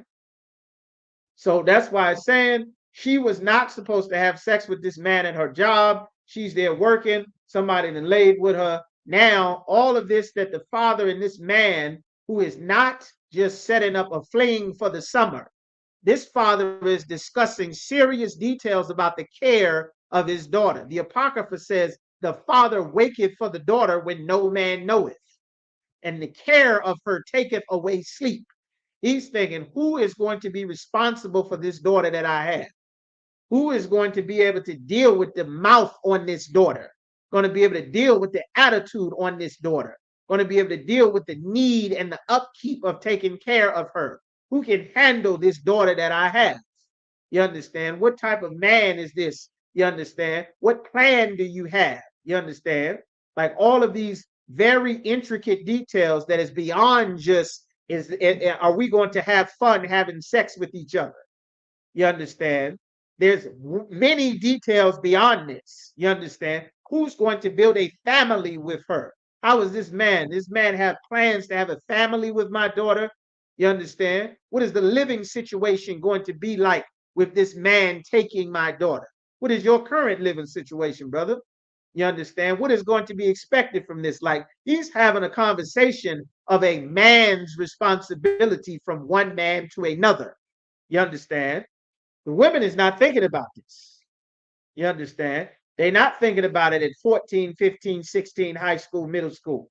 They just listening to Sexy Red and Nick and what's the name telling them to have a hot girl summer and Pound Town, Pound Town. They don't know what the hell they're getting into. Like the Lord put this in our laws so that not only there's levels of protection for our people, but so that we can have a nation and not just everyone everywhere buck wild doing whatever, no rules, no consequence, and then every other race of people who have rules, who have a culture, who have an identity can come and just prey on us everywhere we are, and nobody will think anything's wrong. That's why the Lord gave us these rules here. All right. So that woman, for that she did, she's gonna get whipped for that. She was not supposed to do that. Scourged means beat. You're gonna catch a beating for that. So the other women know not to go have sex with a man when you already engaged to a man. You figure you here, he ain't gonna find out. Nobody got to know we having sneaky links and whoever. No, you gonna get whipped for that. And now you with your sneaky link permanently. You don't get to go now and be with the good man now that you was out having fun. You tied to that man forever. Your fun time, well, that's permanent. You don't get to go, this man trying to settle a whole life with you. You understand? Preparing to make a life with you, and you just go sneak off, have sex with your coworkers because it's summertime. And that's what everybody know. That's permanent. You're gonna get whipped, and now you're married to him. You can't get out of it. It's permanent. So that every other woman knows that she can't just go having sex for whatever reason she thinks is a good reason either. That it's a lot more responsibility to it, and you cannot undo it. You understand? Like that's why it's here in the law. You understand? So now it says here where we at, but this is not adultery. You understand? It isn't adultery. They shall not be put to death because she was not free. You understand? Verse 21. And he shall bring his trespass offering unto the Most High. He gonna bring a trespass offering because he didn't have sex with this woman. He committed a trespass. But she was not officially married to this man. She was engaged. She wasn't on the market, but she still went on ahead and decided that she was going to, you understand, be grown and my body, my choice, and whatever. None of that exists in our nation. We got rules and laws in here. And being a woman does not exempt you from the rules and laws that the Most High set up. You understand? That's how Esau is able to exploit our people to no end. You understand? And he shall bring a trespass offering unto the Most High, unto the door of the tabernacle of the congregation, even a ram for a trespass offering. A ram is a deer. That's what it is. A ram is a male deer, certain type of deer. You understand? Rams. All right, that's what it is. Or a ram is a type of sheep. So like a ram is a type of sheep. It's the same family, but it's a type of sheep. A male sheep or ram. It says, and the priest shall make an atonement for him with the ram of the trespass offering before the Most High for his sin which he have done. This was a sin. He was not supposed to do this. You understand? And the sin which he have done shall be forgiven. Meaning he committed a sin. This woman was already promised to another man. She can't go be with this man now because she done already had sex with another man. Well, he has committed a sin. He wasn't supposed to do it, but he didn't commit adultery. That's why it said they shall not be put to death. Remind you, these are laws. They're specific laws. We got judicial codes, we got business codes, we got agricultural codes, we got felony codes, what they would be known as trespass, fine codes, all kind of things that structure a society. You understand? It isn't just don't eat pork, don't do this, don't do that. There are rules. Because if everybody sends the woman, some father sending their daughter with all of this cooking and sewing ability there, he here at the home in this family land raising up these daughters that are excellent seamstress. Well, they got a business that's going, you understand, in a major city, 4 or 5 towns away, and they got housing up there. I send these 2 daughters, I got this son, they making clothes and socks and pants and breeches and garments and everything. They bringing in a whole ton of wealth under this work contract. You understand? But now, do you understand? This is a whole ton of wealth that gets not only either brought back to the father, you understand, because she's not married yet, but she's engaged to a man. So now, whatever the deal the father got worked out, it's not time for them to get married, consummate the marriage, or officially give her away yet. This is worked out. She went and had sex with the work husband, as they so call it now. But now, whatever the father got working out, this brother's getting ready to start a whole life with his daughter, or the daughter done ruined that. The man got to give up an offering for having sex with her that's engaged to another man already. She gonna get whipped for that. All right. It says, and the priest shall make an atonement, his sin shall be forgiven because of the punishment that this ram is going to take. Verse 23, and that's the end of that matter.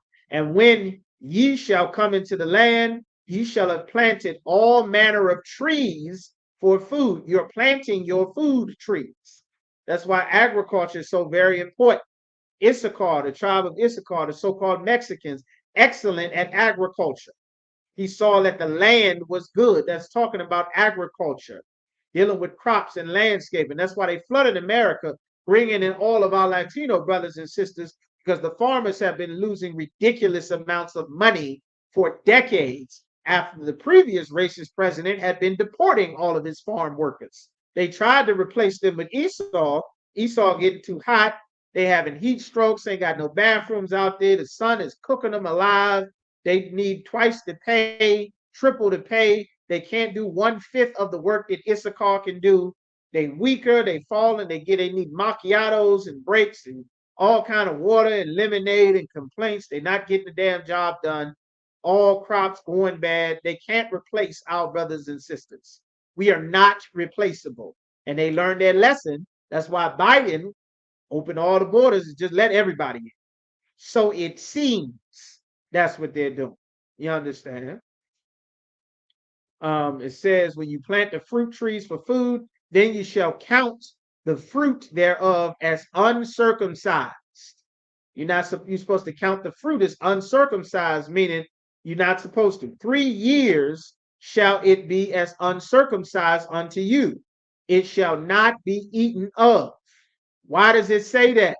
You have to learn about agriculture and raising trees. The first 3 years of your fruit trees don't bear edible fruit. For those of you that have never worked on a garden or farm and deal with agriculture or dealing with, you understand, dealing with trees or arbor, things like that with the trees, the first few years of a fruit tree, it doesn't bear fruit. That's why he's saying you're not supposed to eat whatever's there for the first few years. But in the 4th year, all the fruit thereof shall be holy to praise the Lord withal. You shall thank the Lord for everything that you get on the 4th year from those fruit trees that you plant. All right. And in the 5th year, you shall eat of the fruit thereof, that it may yield unto you the increase thereof. I am the Most High your power. The 4th year, all the fruit thereof shall be holy, shall be separate to praise the Lord withal. In the 5th year, you shall eat the fruit. So 5 years. The 4th year, you're going to thank the Lord for it. The 5th year, that's when you get to eat it. All right. You shall not eat anything with the blood. You're not supposed to eat food that still has blood in it.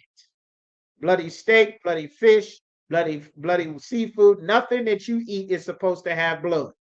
It's supposed to be deceased. You're supposed to drain the blood out. You're supposed to make sure that it's cooked so that there's no blood in it. You shall not use enchantments or spells, nor observe times. Observing times is like every year you're observing a time. That's talking about birthdays. The holidays of the other nations are observers of time. You observe in every year, the 4th Thursday of the month of November, you observe the time for Thanksgiving. At the end of the winter solstice, the beginning of the whatever, the autumn, whatever the hell it is, you observe All Hallows Eve, or the Feast of Samhain, or spelled Samhain. That's where you get your Halloween. You observe the time of New Year's, which is the winter solstice for Nimrod on December the 25th. You observe Cronus and Janus, the father of doors or times or father times. That's why you drop the ball in Baby New Year on January the 1st. That's observing a time when our heathen, when our oppressor has his new year. Our new year begins in the spring. You aren't supposed to observe times. Birthdays is observing times. That makes you a god for the day. That's where that birthday celebration comes from. You understand? Easter, observing the time for Easter. The fertility goddess Ishtar. Her symbol is rabbits and eggs. That's why on Easter at church, the silly Christians have an Easter egg hunt, because the eggs are a symbol of fertility for the heathen goddess Ishtar. You understand? That's where Easter comes from, Ishtar. It has nothing to do with the Passover, which is what we are commanded to celebrate. That's why the Lord said, "You shall observe and do all my commandments and keep my Sabbaths." Anniversaries, no. Anniversaries are not. Anniversary is not. No, it's not. All right. Verse 27. You shall not round the corners of your head. The corners of your head, the Egyptians made that cone head type shape. You're not allowed to do that. All right. Egyptian, let me get this to you. Egyptian heads. You see this here? This is what it's talking about. The Egyptians perfectly do this. When a child is a baby, you can shape the child's head. Just rubbing the head, the skull is very soft. You can shape the child's head. You're actually supposed to. You understand? By rubbing the baby's head. It will shake the child's head. It's very soft and spongy. Those of you who had children and babies or worked with children or worked in nurseries, things like that, you would know these things. But the Lord said you are not supposed to specifically do this. This is what the Lord said. Let me show y'all pictures. This here rounding of this head. You see how the Egyptians got these long heads, these elongated heads and stuff like that. The Lord said you are not supposed to do this. Y'all see this here? The Lord said ye are not supposed to do this. The Egyptians did this. That's how they put these funny looking crowns on their heads. You understand? A lot of old black people Black power people that were blackity black stuff back in the day, throughout the 80s and the 90s, they used to wear those crowns, those Egyptian crowns that they wore, that Pharaoh wore on their heads. You understand? This rounding of the head, the Lord said, you are not supposed to do this. That is an Egyptian culture, and the Lord was separating us from their Egyptian cultures. These laws were to make us separate from Egypt. See this long, this funny looking hat here, but she got one of these alien cone heads up underneath of that hat. You're not supposed to do that. That's against God. You're not supposed to do it. And the corners of your heads, also talking about, get you here. This is also unlawful. All right. Shape ups. Get in a shape up, line up, cutting lines and squares in your head. This is unlawful. You are not allowed to get these lines cut in your head. Man, it's all small. These lines cut in your head is very popular. You go to the barber shop, they're taking razors and cutting your head and all of that. This is unlawful. You are not allowed to get lines and squares cut in your head. That is a sin. This here is a staple in the black community at the barber shop. This is a sin. You're not allowed to do this. You aren't allowed to get lines cut into your head. You understand? And get your chin strapped. You understand? That's against the Most High. You aren't allowed to do this. This is a sin. Not the fade. The fade is fine. That doesn't mean you cannot cut your head. You can cut your hair down. You can get your hair cut. You can do that. But getting a shape up is a sin. You are not allowed to do that. That's against the Most High. It is a staple in the black community, mainly the tribe of Judah, not exclusively, but the tribe of Judah very heavy. That is against the Lord. You're not allowed to do that. All right. It says, thou shalt not mar the corners of thy beard. You understand? The corners of your beard, you understand? Shape up, chin strap. All right. Chin strap, shape ups. You understand? You marring the corners of your beard. Let's get some more pictures. It's against the Most High. All right.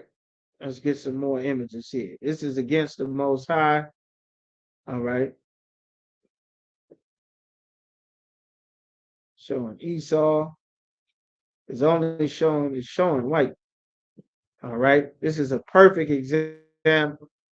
You see, chin strap. That was just a.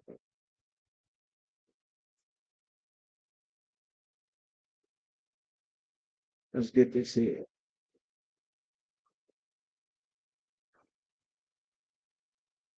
All right, this here. You got your chin strap. These are things that the Most High commanded us not to do this. Get the images here. Now you got your chin strap. See your chin straps here. I don't know why they're showing me all these white guys, but that chin strap here, this is unlawful. You're not allowed to do this. This chin strap, this line going around your head, changing where your beard stops. You can cut your beard down if you want, but this line here, this outline, this chin strap, that is unlawful. You're not allowed to do that. You're not allowed to do this. That shape up, that chin strap, that is a sin. You aren't allowed to do that. That's against the Most High. You understand? That's against the Lord. Blacks, Latinos, Native Americans not allowed to do this. This is against the Most High. Can't do that. You understand? The Egyptians did this thing. All right. What else you got? That Egyptian square.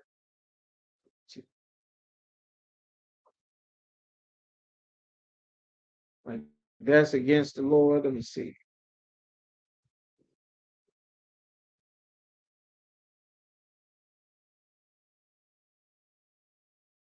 All right, let's get some more. All right. Come. All right, everybody see that? So the Lord said, you shall not round the corners of your head, neither mar the corners of thy beard, to change where your beard stops. You aren't allowed to do that. Your beard, some brothers have more beard than others, but you aren't allowed to do that. You shall not make any cuttings in your flesh for the dead. That's a Hamite custom. Very popular Hamite customs. They have the Hamite, the African tribal markings, as it's called. All right. This is unlawful. tribal cuttings. All right. See men and women getting all kind of lines and cuts, stabbed all in their face and burned all in their face and their skin. That is against God. Like the Lord is giving us instructions to not take the customs of the other nations of people. The Hamites custom, this is a Hamites custom. You see all of this, all kind of burn marks and stab marks and dots and spots everywhere, and all this markings, cuttings in your skin.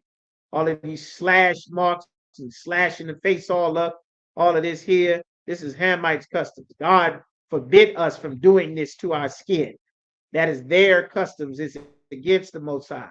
If you've seen that movie, The Woman King, you understand? You'll see every few minutes they slashing and cutting and bleeding into a bowl and drinking the blood and all of this. You see this here, they slashing the baby face all up, baby screaming like hell. They slashing the damn baby face all up, all in Nigeria. You understand? You see the pictures, all kind of cuts and slashes, ridges all in your head, spreading hepatitis, all kind of stuff, blood illnesses. The Lord said for us to not do this. We are not allowed to pretend to be them, to take their customs, their cultures. God wanted us 100% separate from the Hamites, from the other nations of people. You understand? Like Q dolls, like, oh, excellent, brother. That's an excellent point, young man Edward brought out. All right, these Greek fraternity branding, branding of your skin, and you like a Q dog, and your Q dog, and your this and that. This is a sin. Excellent point that you brought out. How could I forget? So that you see this. This is a sin. The Lord hates this. This is a skin. See that branding in there? You all proud and happy, taking a hot iron and branding some mark on your skin, on your arm, on your back. All your fraternities branding the hell out of you. Omega this, Delta that, getting brands cut in your skin. That's a sin. You aren't allowed to do that. That's against God. That's a heathen custom, and it makes God angry. It angers the Most High. You understand? You make no cuttings in your flesh for the dead, nor print any marks upon you. You understand? Print any marks upon you. What is this talking about? Tattoos. Tattoos are absolutely against the Most High. It is a sin. Just like eating pork, just like being an alternative lifestyle man or woman, a woman teaching the Bible, living an alternative lifestyle, smoking weed, getting high, having dreadlocks, being a Muslim if you're Black or Latino or Native American, being a Christian, being a Muslim. This is against God. Y'all see this? These tattoos, all your rappers, all kind of stuff scribbled on your face, all on your back, your chest, your hands, your feet, all on your damn forehead, ice cream cones and stars and pictures and faces and RIPTT and I always love you, Lisa, and my mama's my number one girl, and all your rappers and your babies' names and your kids and your gang and your neighborhood. You are forbidden from God for doing this. This is a sin. It angers the Most High, just like all the rest of the sins, and it causes God to be against us. This is why we're getting shot at traffic stops, why it's millions of us in prison, while all your rappers covered in tattoos is getting killed at 20-something. Those things are against the Most High. It makes God angry. It makes him hurt us, and it removes his protection from us and from our children, because your sons and daughters don't know not to get tattoos because they see all of their favorite rappers and musicians with tattoos scribbled all up and down their arms and legs and face and chest, and they think that that's the proper way to go. But that is against the Most High. If you've gotten tattoos before, do not get any more tattoos. You understand? Now that you know, you are not allowed to do it. If you got dreadlocks before, never get dreadlocks again. If you have dreadlocks now, cut those dreadlocks out of your head. If you have shape up and chin straps now, grow your beard. Don't ever get another shape up or chin strap again. You understand? All right. Now you know you'll be held accountable. All right. He said, do not prostitute. Now we in Leviticus 19 and verse 29. Says, do not prostitute thy daughter. Don't prostitute your daughter to cause her to be a whore. Prostitution, man. You're not to sell your daughter to have sex, cause her to be a whore. Pimp your daughter out, prostitute your daughter. You understand? Don't teach and train your daughter to be a prostitute or a whore, to be an OnlyFans model. You prostituting yourself, selling your body for money. It's prostitution. Selling sex for money. That's prostitution. Having sex for whoever's going to pay your phone bill or get you some food or some weed. That's prostitution. You understand? Having sex with somebody to get you a job. That's prostitution. You understand? Favors for favors. You prostituting yourself. That's against the Most High. To cause her to be a whore, you will cause her to whore herself out. You're not to cause her to be a whore. You understand? Least the land fall to whoredom. The land will fall to whoredom because everyone will come to wherever the whores are. If there's hoes over there, everybody is coming to where the whores are. The robbers are coming to where the whores are. The drug dealers are coming to where the whores are. The kidnappers are coming to where the whores are. You understand? The people that want to have sex with sisters and throw them away, they're coming to where the whores are. The gangs are going to come there. You understand? The criminals are going to come there. The drug users are going to come there. It's a wild, lawless area. That's why any and everything happens there. Well, this will cause the land to fall to whoredom. Sex won't be marriage anymore. It'll be just because it's a party.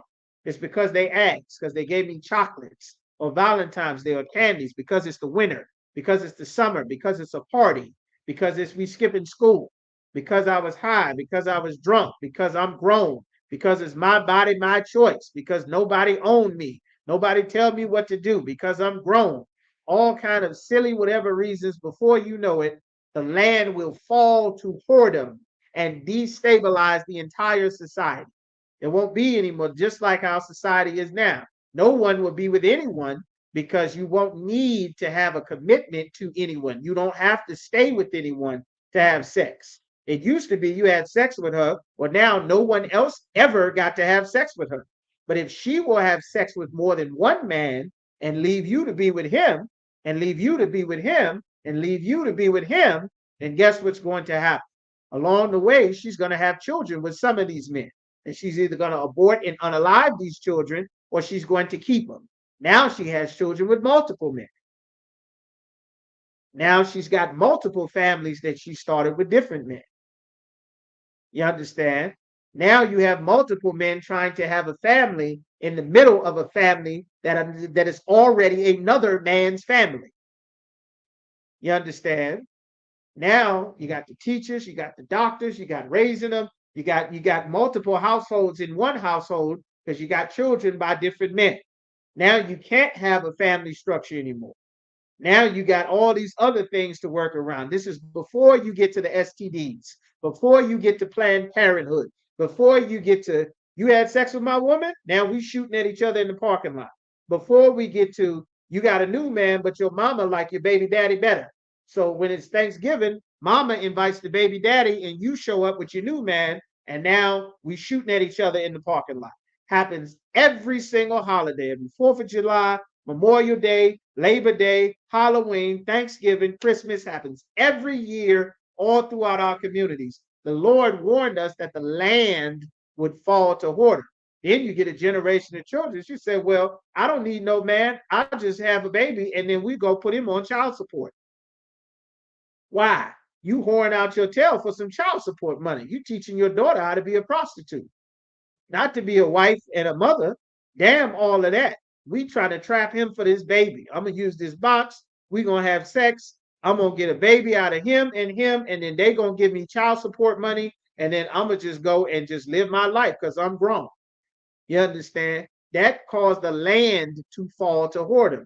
If you don't believe me, take a few moments after this class and search up what everybody is talking about, anybody with a podcast that's interviewing what they call modern women now, and you'll see. We don't give a damn about anybody else's women, just blacks, Latinos, and Native Americans. But you will see how this mindset and philosophy has caused thy daughter to be a whore, and it has spread throughout the land.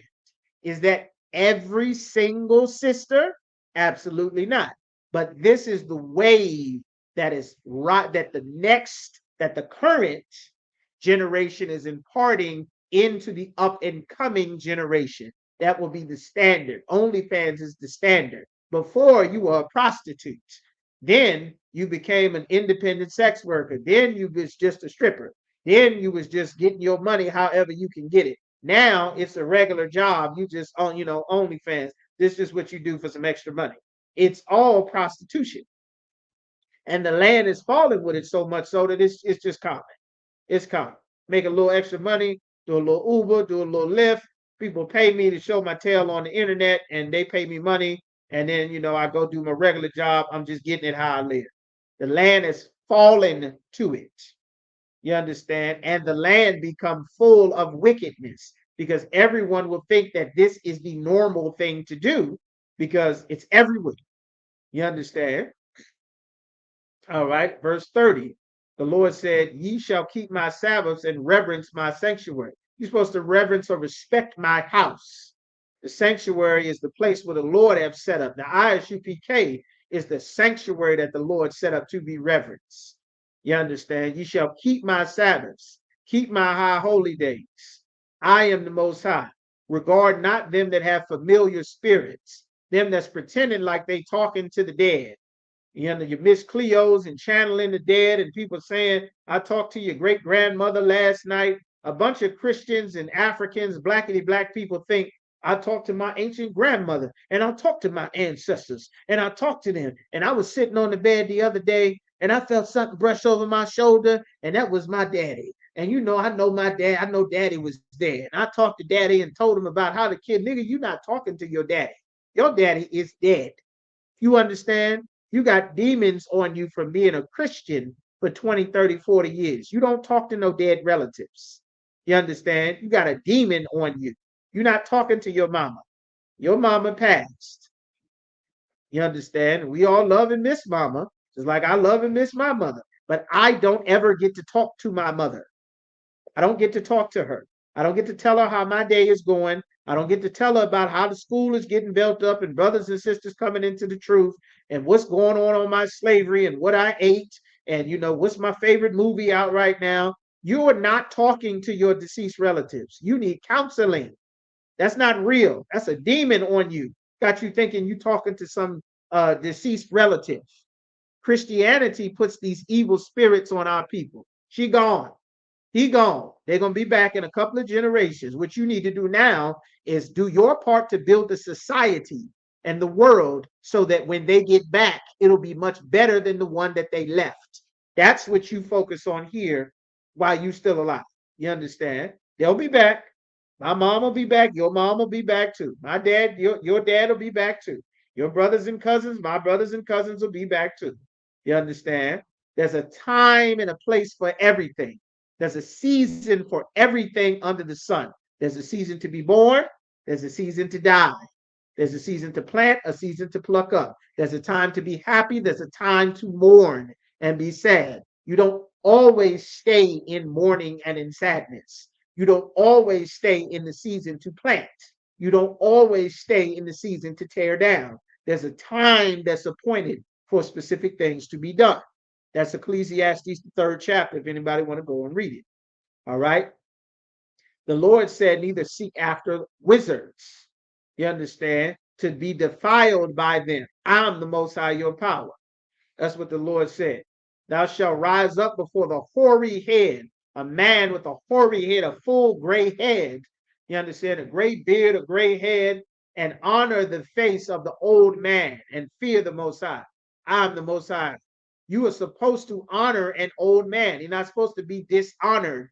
You understand? He's supposed to have honor because he's an old man. That's supposed to carry a certain amount of honor with him. You understand? All right. If a stranger sojourn with thee, if a stranger travels through your land, that's what sojourn means, with thee in your land, ye shall not vex him. Don't make it hard for him, already not being from your land or your city, that because he not from Norfolk and he from, Petersburg, or he from Lynchburg or Charlottesville, that you supposed to make it difficult for him. What you doing coming through our neighborhood? You can't be around here. What you doing, man? Let's rob. Let's bug him. What you doing? Why you talk like that? Let's mess with him. Let's pick with him or her. You're not allowed to do that. That's against the Most High, but it's regularly what is done in the hood. It's regularly. The opposite of how the Lord wanted us to be has become our spirit because we disregarded the laws of the Lord for so many generations. Now, if you from a different area, neighborhood, city, or hood, they're going to mess with you. Why you dress like that? Why you talk like that? Let alone if you another tribe, why you look that way? Why your hair that way? Why you short? Why you tall? Why you this? You understand? Let's steal his shoes, steal his whatever, steal his bike, steal his working cart where he's selling ices and pineapples and mangoes if he's our Latino brothers. Like you are not allowed to do that. You understand? The Lord said, but the stranger that dwelleth with you, your brother from a different area, you shall be unto you. So like it. The stranger that dwelleth with you shall be unto you as one born among you. You're supposed to treat him or her like one of the brothers, one of the sisters. And thou shalt love him as thyself. Treat him the same way you would treat yourself. For ye were strangers in the land of Egypt. Remember that time you had to be strangers. And you remember how they treated you? Don't ever treat your brother and sister the way that the heathens treated us in captivity. I am the Most High, your power. You shall do no unrighteousness in judgment, in meat yard, in weight, or in measure. Let everything you do be upright. Don't sell nobody a quarter this. If it's a half, give them a half. Don't charge them a half price if you only got a quarter. Don't rob your brother or sister under any circumstances. Do not be a hustler. Don't be a scammer. Don't be a liar. Don't be tricking and scheming on your people. You are not allowed to do that. Just balances, just weights, an ephod, and a just hin. Don't trick your measurements. You got a measurement that say 5 pounds on it, but really it's a 7 pound or 8 pound weight. So that way, somebody coming to you to get 5 pounds worth of flour, and you tricking them with the 7 pound weight on the scale, and they really getting less than 5 pounds worth of wheat or flour or grain because you got special weights on your measure. That's against the Lord. You aren't allowed to hustle your people. You understand? He says, I am the Most High, your power was brought you out of the land of Egypt. Therefore, you shall observe all my statutes and all my judgments and do them. I am the Most High, your power. Like this is how the Lord wanted us to be with each other. All right. All right. Yeah, that's what the Lord said. So we up over the time there. Why are we going to go ahead and end it there?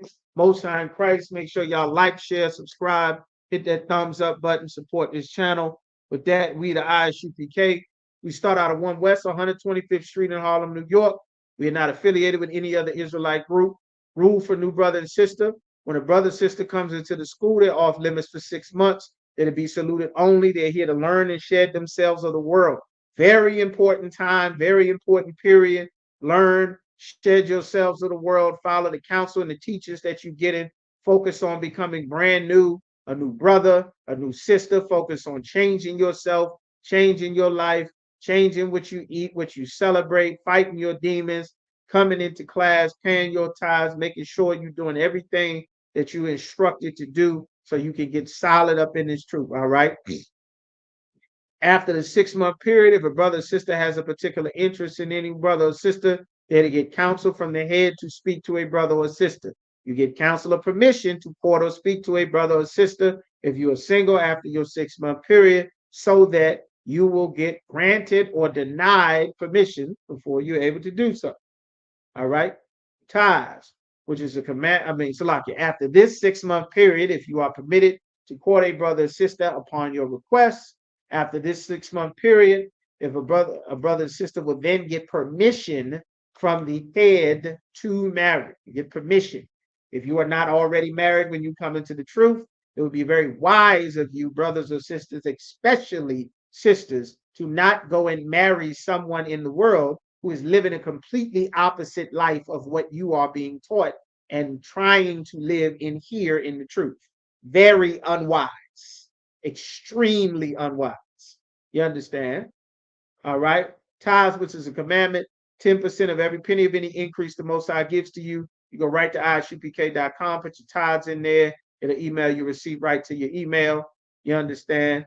10% of what the Lord gives you belongs to him. 90% is yours. You hit the lottery, get a stimulus check, get an inheritance from whoever, great grandma died, your regular payroll check, your taxes, income, you find $20 on the ground.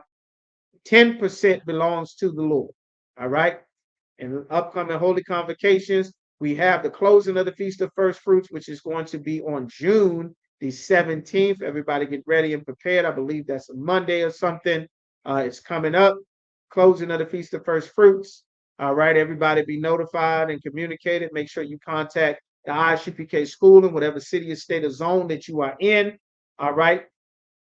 And lastly, if any brother wants to become a trooper in the school, they're being all black boots, shirt, pants, headband, and war scarf. Contact the ISUPK school, whatever city or state that you're in. Our school listings are publicly listed. All you got to do is go online. You search for ISUPK and whatever city or state that you're in, and the number will come up. You can also check at the end of our videos, and many of them, it's got the listings for our school. You can search YouTube, all the social media pages that you normally go to find everything else that you want.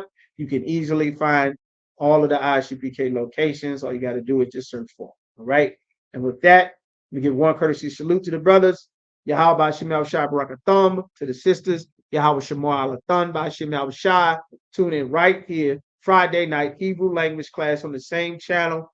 Make sure you learn the Lashawan Kodash, our ancient language. With that, shalom. All right, the water y'all tuning, sign in there. Just be sure to hit that like, share, subscribe. With that, shalom.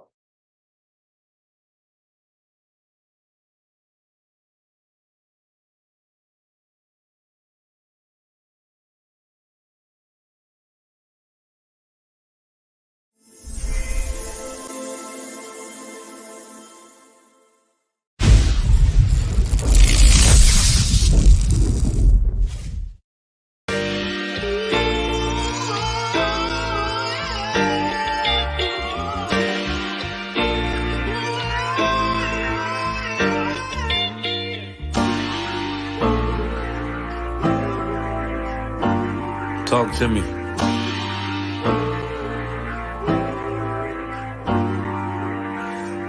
Played the horn of Lord and served other gods. Remember the days of old, we the lost tribes. They don't believe the Bible. They say a white man wrote it, but still celebrate them holidays from white men, don't they? Like Christmas and Thanksgiving appetites. I don't even see my closest family half the time.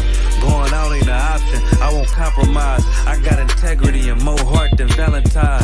Kyrie tweeted a book they sell on Amazon, owned by the same folks that told them to apologize. Remember slaves couldn't read, wasn't allowed. So it's meaning when I tell you I'm black and I'm proud. Murdered us with the sword, that's how we learned religion. Community standards violate my First Amendment. Discontinue from my heritage under these bastards. Life a bitch, they make up lies and give you public lashes. I understand they confused by who the devil is. Why my people get so mad when I tell them this? Valley of dry bones, my niggas skeletons. It's hectic out there, hope you checking on your relatives. Brotherhood, that's what my weapon is. And I never let these crackers take it from me. Real talk, you probably never heard this all of your life. Be careful, cause that thing you love, it'll cost you your life. Long as we got each other, my nigga. Cause we build this shit on brotherhood. Long as we got each other, my nigga. Yeah. We build this shit. Nigga, I done lost family, I done lost friends. Day one, niggas thought was riding to the end. Still showed up, put in that work. Hide behind a smile while I'm walking with this hearse. Some nights I felt alone, most nights I felt cold. Some nights I drove around, I ain't wanna go home. Nigga, I ain't never been, nah, I ain't never fold. Follow orders like a soldier doing what I'm told. Even when the council wasn't making any sense, I ain't never doubted, I just put it to the test. Days I was fucked up and down to my last cent. Reaching in my pockets, only coming up with lint. I'm talking even on the days that I couldn't pay my rent. I put it down for my brothers, ain't spared no expense. If I ever got bent, caused an offense, please forgive your brother, Lord, that ain't what I meant. See that brotherhood a weapon, fight against deception. When something taken from you, then it's just a blessing. Shorty really loved me, gave me everything she got. And I'm sorry, baby girl, if I ever broke pain. Moving with a heavy heart, living with the pain. Take away the shame, wash away the stain. Praying to the Lord for the days that I was Cain. Sheesh. Long as we got each other, my nigga. Cause we build this shit on brotherhood. Long as we got each other, my nigga. Cause we build this shit on brotherhood.